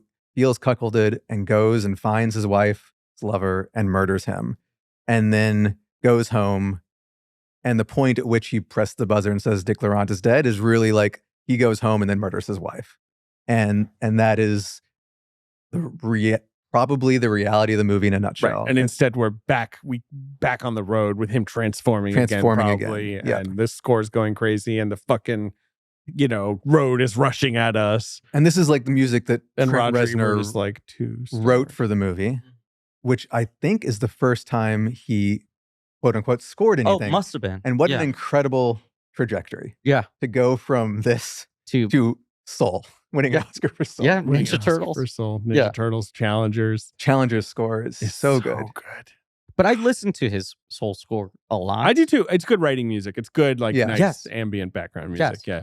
But it is funny to imagine Trent Reznor like sitting there in his tight t-shirt while Pete Docter's like, so the souls Yeah. are these little blobs. You know, I don't- like- You've interviewed him. I did interview him. I yes. don't He get was very scary. starstruck. I was very often. terrified to interview him. And I saw him at a Challenger screening a couple weeks ago, and I was just like, I don't know what to do. Like, I just stood there and stared at him because he was such an icon to me in my youth, and to just be like all of a sudden face to face with him for the It's first so time. funny to have a guy like that. He also still looks like Trent Reznor. Well, I He was does. gonna Yeah. say he has always looked iconic, but his look has transformed a couple of times. Yeah, but he's still got the hair and the sort of whatever, like the physicality. But I interviewed him with Atticus Ross, and Atticus Ross is this guy who's like, "Oh, David, how you doing, mate?" You know, and you're like, "Okay, so this is the easy guy." Yeah. To- you He know. likes the blobs. He probably really dug the blobs. Whereas Trent was like quiet and thoughtful, and his answers were pretty short and like, you know, kind of like straight The to the cat When I point. saw him, he was in the lobby of the cinema looking for a way out so people like me would not go up and talk to him. Yeah, right. He'd probably fucking walk through a wall somehow. Anyway, yeah, Lost Highway. So the movie's just about how OJ's innocent, Mhm. and 3.5 stars. What do you guys think? Yeah, no, you took the words right out of my mouth. 2 thumbs down has never sounded so good before. And Lynch said 2 good reasons to see the movie, right? Yes. That was his rejoinder to Yep. Siskel and Ebert. Yep. I feel like this is the moment where people really fucking hate, because Godzilla's the next year, where Emmerich is like, "Fuck you, Ebert." I put Mayor- you in Mayor the movie. Ebert. Yeah, Mayor, you know, like, and all that, where people were really living or dying by 2 thumbs up or down. It started a little earlier with my favorite movie, Willow, with the Eborsisk dragon. Sure, and General Kale as General well. Kale, yes, Yes. definitely. So Which is funny. also funny that like not funny, but like Siskel dies a year after this. Yeah, he dies in 1990. He dies at the end of 98. Yeah. And I feel like when Siskel is gone, everyone's attitude to Ebert changes. 100%. Yeah, of course. There was something about them existing as a duo. And even though Ebert continued to have like someone by his side, Ebert they no didn't longer feel had like- an antagonistic relationship with his Right. co-host. And so Yes. he became a national treasure. And he became, right, the show is no longer this debate. It was more of like a warm show about movies or whatever. And like, right. And then Ebert, when I'm a teenager, I'm like, that guy, he has a review for everything, and I can read them, and they usually will crystallize something about the movie that's helpful to me. But also in It's the not like 2000s, the most beautiful criticism in the world Yes. sometimes, but like he'll write about, I always say this, La Ventura. I read his review of La Ventura and was like, this guy is helping me understand something I watched when I'm 14 years old that I'm not really ready to totally process. But also in the 2000s, he starts doing the great movies column, Yes. and a lot of Yes. that is him revisiting things and being like, I was wrong about this. Right. Or even people Now, he's some had- would call him a coward. some. No. Even the people he stayed on his fence with, he like comes around to basically saying, like, I have to acknowledge there is value in what David Lynch is doing. Right, because I he cannot had such, we empirically will talk say about it. Right. These movies are all garbage. And he never gave a good review because he No. didn't review Eraserhead. So then Elephant Man, he didn't like. He was one of the few people who did not like Elephant That's the Man. one. It's like when he Where didn't you're like come that. on, buddy. And then so it just wasn't his cup of tea. And then he's always Blue Velvet, acknowledging. he like despised and was like, this Yes. made me unhappy. That's the one probably we'll Yeah. talk about at the moment. And he always acknowledges that David Lynch is incredibly talented. And he's like, why are you wasting your talents on trash like this? It feels societally harmful and Yeah. irresponsible for you to be doing this. So he acknowledges the craft, but just hates the movies until you get to Mulholland Drive, which is where I feel like we should talk just a little bit about why he this did also movie- love The Straight Story, I will point out. Oh, that's gave right. that He 4 did. stars. Yes. Yes. Yes.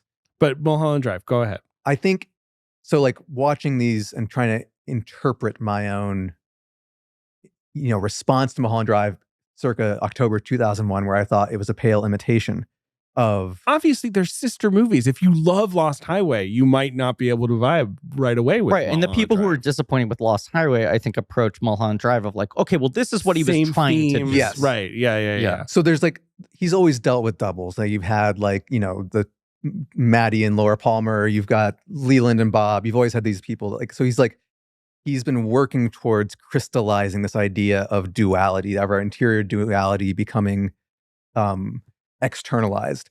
And I think Mulholland Drive is probably not as succinct as Lost Highway. No, of course it's not as succinct as Lost Highway, but because of that lack of succinctness, because it's not You as can do neat anything. and tidy, it is actually more indicative of what David Lynch is after what he's been after his entire career, which is that these things, we can't preordain them. We can't prescribe intention to things because they come from a place beyond.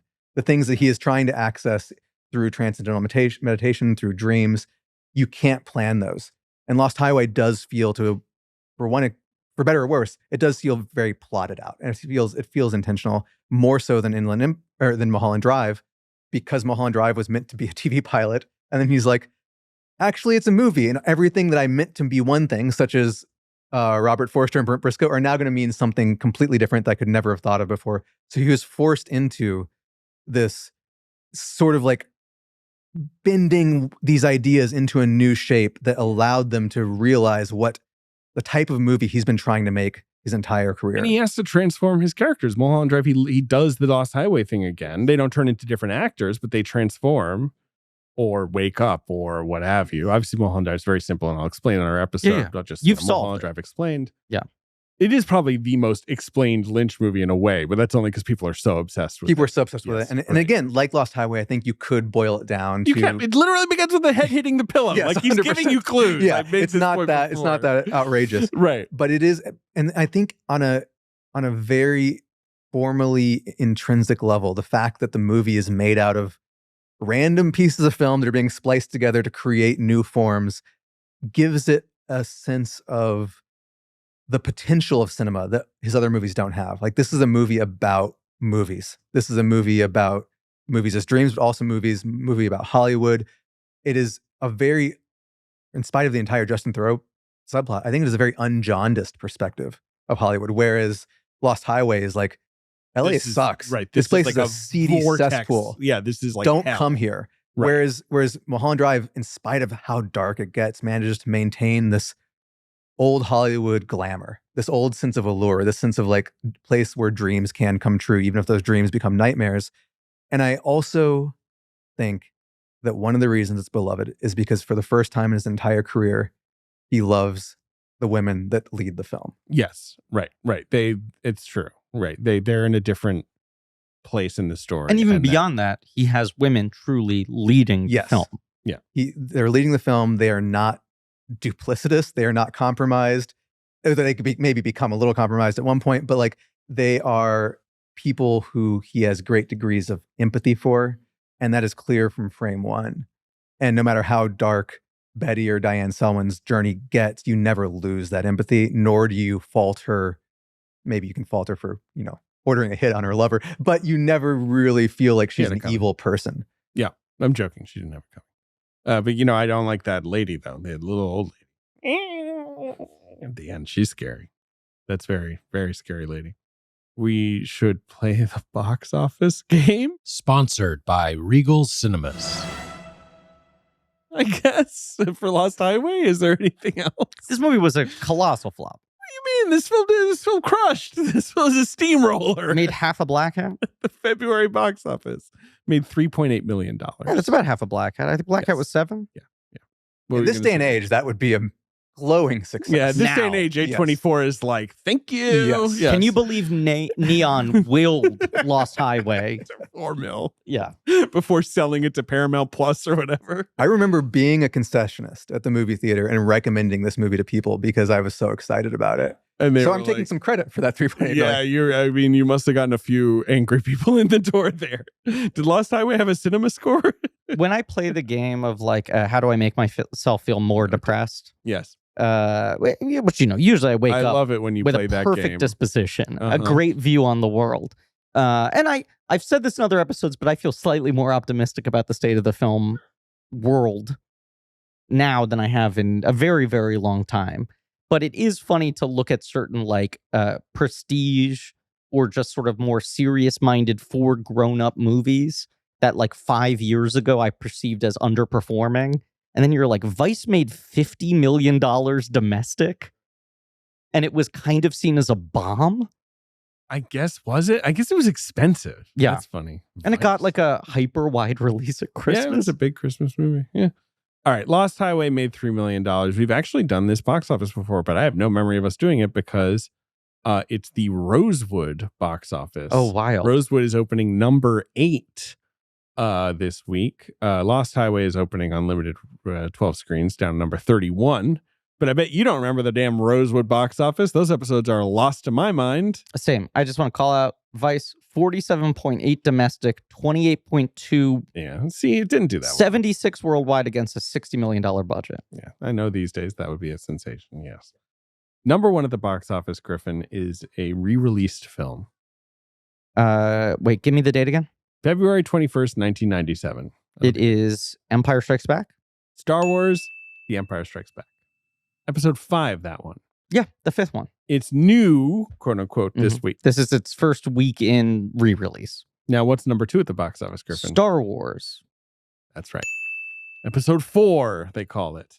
I assume you saw those films on their re-release. That was the David. first time I ever saw them not on pan and scan VHS. Same. It was All the of a first sudden, time I saw 100%. them, period. Yeah. Oh, really? Yeah. I had seen them on VHS, but Yeah. certainly in their bold. It's funny that we've been doing the show long enough that got no really from you, because that's definitely something we covered at I'm some sure point. we have. But also buried within the bit, maybe it was fucking Who masked in knows, layers right. of who fucking knows. And here we are with the special edition of Phantom Menace, having just opened Just and clearing up. made 3 times what Lost Highway made. I know. No, it's like also this thing of like Amazing Spider-Man 2 is in the top 10 just because they're doing like Spider Mondays around the whatever. Do you know what's also interesting? What? You look at, there have now been 3 wide releases of Phantom Menace. Original release, it opened to like 60 something.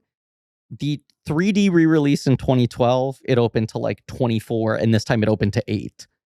Every like 10 to 15 years, they re-release it, and it does a third of what it did the last time. Okay. All right. And they'll keep trying. It's done okay for itself though, I would Yeah, say. it's doing fine. Did you No. guys see it? I've been very busy. I need to go see it. I'd like to go see it. I don't know. I saw it last time when they did the 3D. I saw the I did 3D. that, It yeah. was bad. Yeah, it was pretty And I shitty. love 3D. It was one of the worst conversions. And I think maybe it was Dennis Muren himself. Someone took over, like, I will oversee the conversions of episodes 2 and 3 to fix this problem. Right. And by then they all never accounts, the happened, Attack of right. the Clone conversion and the Revenge of the Sith conversion are incredible. And will never be seen. One of them was screened. Attack of the Clones was screened at Star Wars Celebration 1 year, and then they sold to Disney. And Disney was like, "We're not fucking putting these back in theaters." And Revenge of the Sith was never seen. Maybe we'll see him one day. Number 3 is a political thriller from a great auteur. Not one of his better movies, in my opinion. Is it Mad City? No, That was a good guess, though. totally great because not a Costa Gavras. No. When I call him a great auteur, I guess it's like this is sort of a Is it Devil's Own? no. But also a good guess. Also a good guess. In See, the there right were a lot of space? grown-up movies back then. Grown up movie. No, this is a director-actor. He's the star of this film, and he also directed it. Huh? Is it a Clint? Clint Eastwood film. Is it Bloodwork? No. Is it Great Absolute movie. Power? Absolute Power. I got fucked on this exact thing at the box office game recently, where I was like, "Ugh, which winter Bloodwork is Clint 2002. programmer was this?" It's a little later. Yes. He's like old in Bloodwork. Great movie. Bloodwork is so good. Absolute Power is okay. It's the one with Gene Hackman as the president. Have you seen Absolute Power? I have not. I saw this would be a momentous couple of weeks in my life because I was employed for the very first time sure. at a movie theater. Yeah. And I feel like I definitely saw Rosewood. I would have obviously seen the Star Wars films, regardless of having worked at a movie theater. But I'm curious what else is populating. I feel like I remember January pretty well, and I remember December, but I don't remember where we are right now. All right. Well, David, also just to correct you quickly, Welcome to Mooseport is the one where Gene Hackman's the president. That's what the name of the movie Going is. out on top. number 4 is a disaster film. Volcano. Dante's Peak. Not Volcano. Yes, Dante's Peak. Well done, Lowery. The better of the two.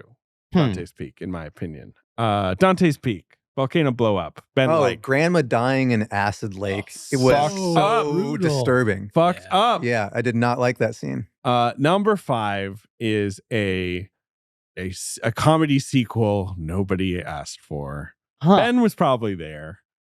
Probably. I Ben's don't know. Ben's considering. There's a comedy sequel no one asked for. How long has it been out? It's been out for 2 weeks. It's going to top out at $36 million. Was it close to the release of the first, or was this? Did they wait? This too is long? the 4th This is in the fourth. series. Oh, it is Major League: Back to the Minors. No, that is a totally good guess. But maybe someone asked for that one. I don't know. if Ben, anyone that's why I really- thought the clue was I you asked saying for Ben it. asked for They it. do go back to the minors. Those movies get me. I like cry to both Major League 1 and 2. but not back every to the time. Not back to the minors. no. Yeah, that one's also, that's 3, not 4. Yeah. Yeah. 3. 2 is so good. It is. Yeah. What is this? What is this? It's a 4th. No one asked for it. It's not doing well. No. It's the last one. Very much. It's the last theatrical. I think they've done some TV. Huh. versions. They've done some TV versions. Wait, what the fuck is this? What the fuck is this? They remade it eventually. That doesn't really count, but Did the they remade same- the original. Is it a Beethoven? No. No, fuck. Is it like Star Driven? Yeah. And the same person, Same star, but Family he is comedy? cooked. Yes. family comedy. Ben, were you there opening weekend to see Vegas Vacation, Vegas Vacation. the with movie Chevy that Chase. National Lampoon took their name Yep. off of? No, because my dad wouldn't take me. Wow. What a jerk. He thinks that Chevy Chase is an asshole. Well, he is an asshole.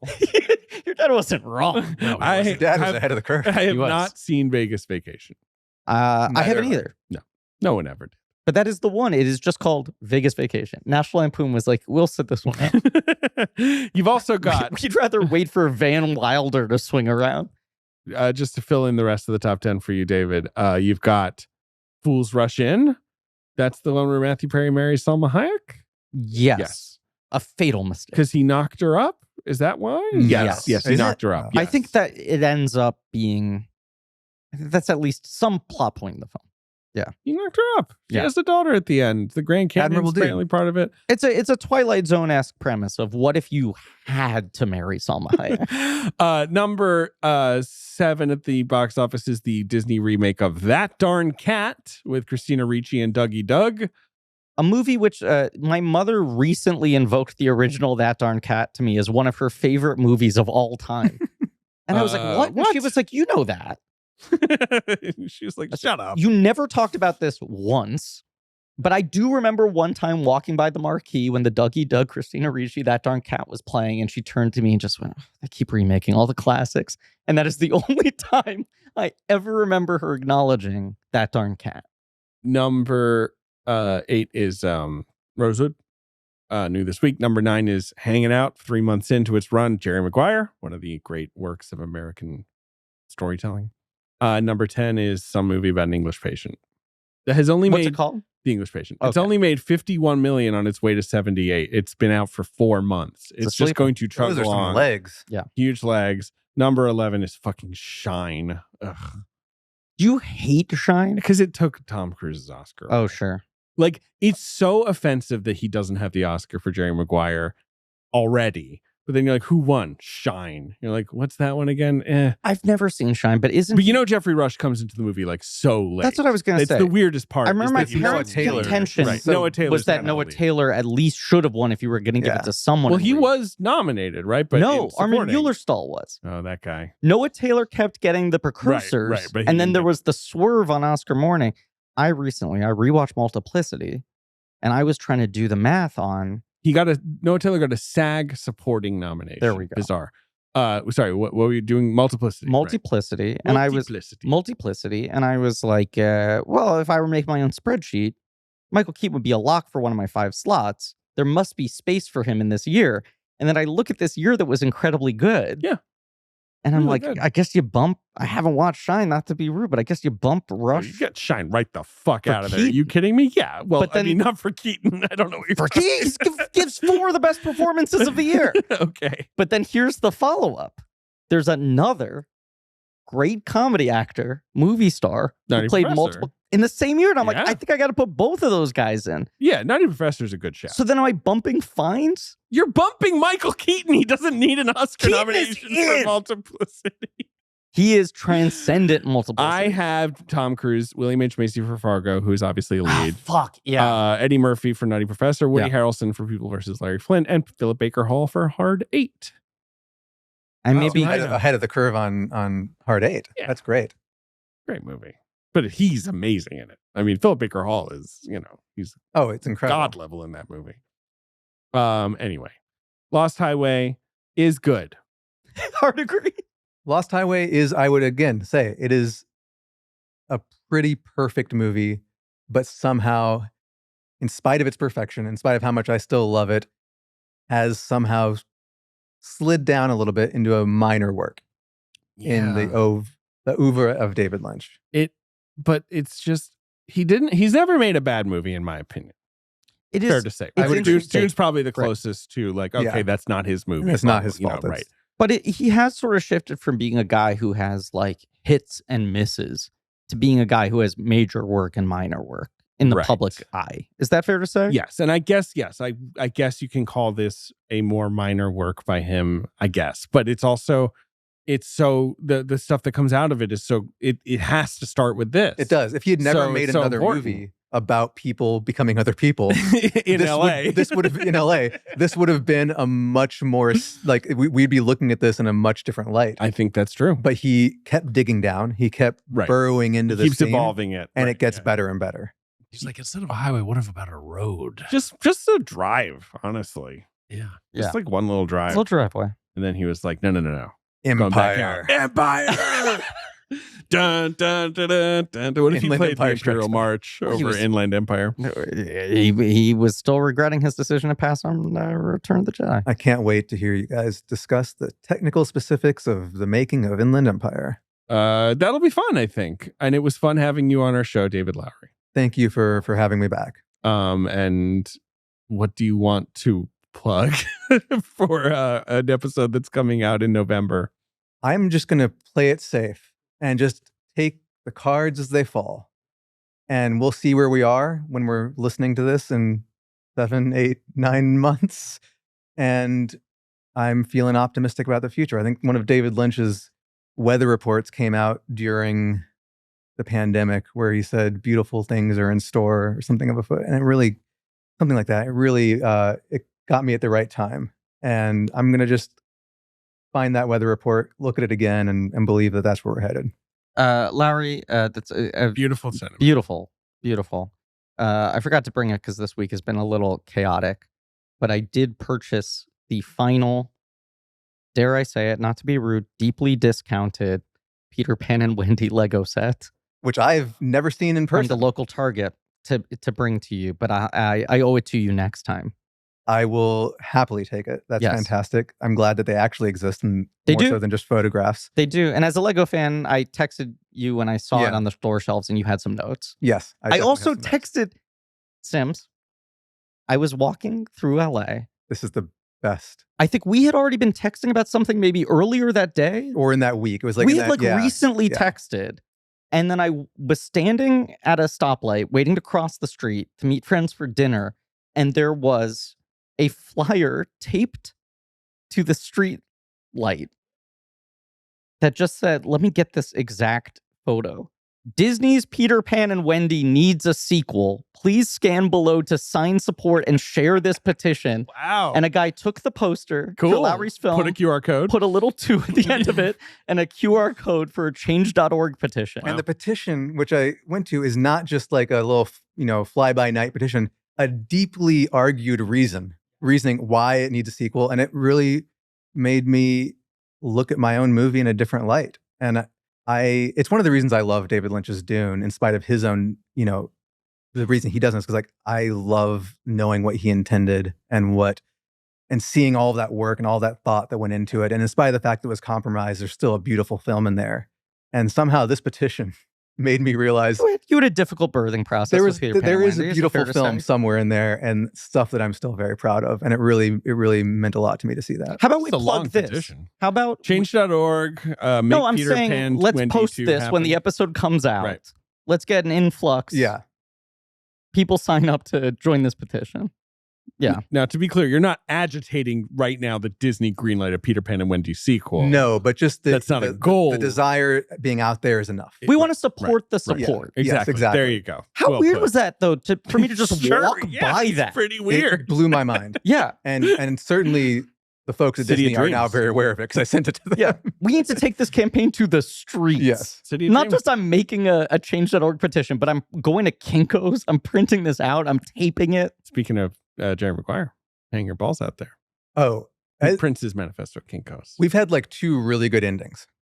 so far to this episode. Yeah, Sure. so we should be done, right? Yeah. But I Third just ending. remembered Doesn't I have to brought be. something. This may fall flat. Oh, We're boy. like babies. But it's We're like, something- "Gift?" It barely counts as a Present? gift.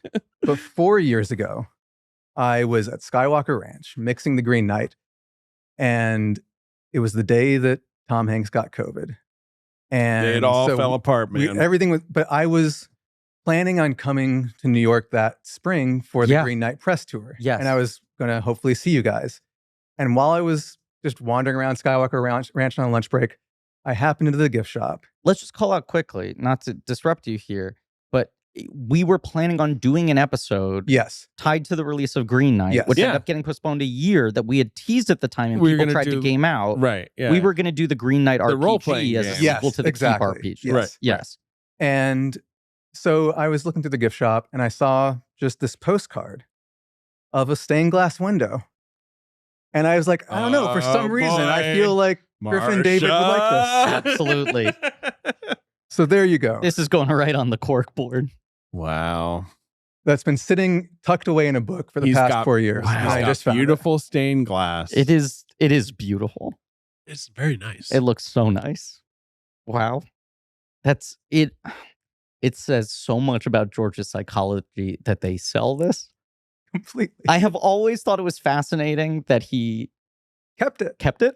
Yep. And it's more fascinating that he's like, well, it's beautiful stained glass. Why wouldn't I sell a postcard of it? And with that, I bid you Wow. all adieu. Thank you so much. Lowery, you're the best.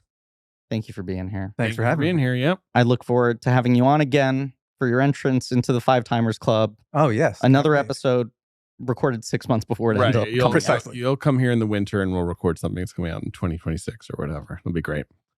Thank you all for listening. Please remember to rate, review, and subscribe. Thank you to Marie Barty for helping to produce the show. Thank you to Alex Barron, AJ McKeon for editing. AJ McKeon is also our production coordinator. Thank you to Pat Reynolds and Joe Bowen for our artwork. Lane Montgomery and the Great American Novel for our theme song. JJ Birch for our research. You can go to blankcheckpod.com for links to some real nerdy shit, including Blank Check special features, our Patreon, where we do commentaries on film series.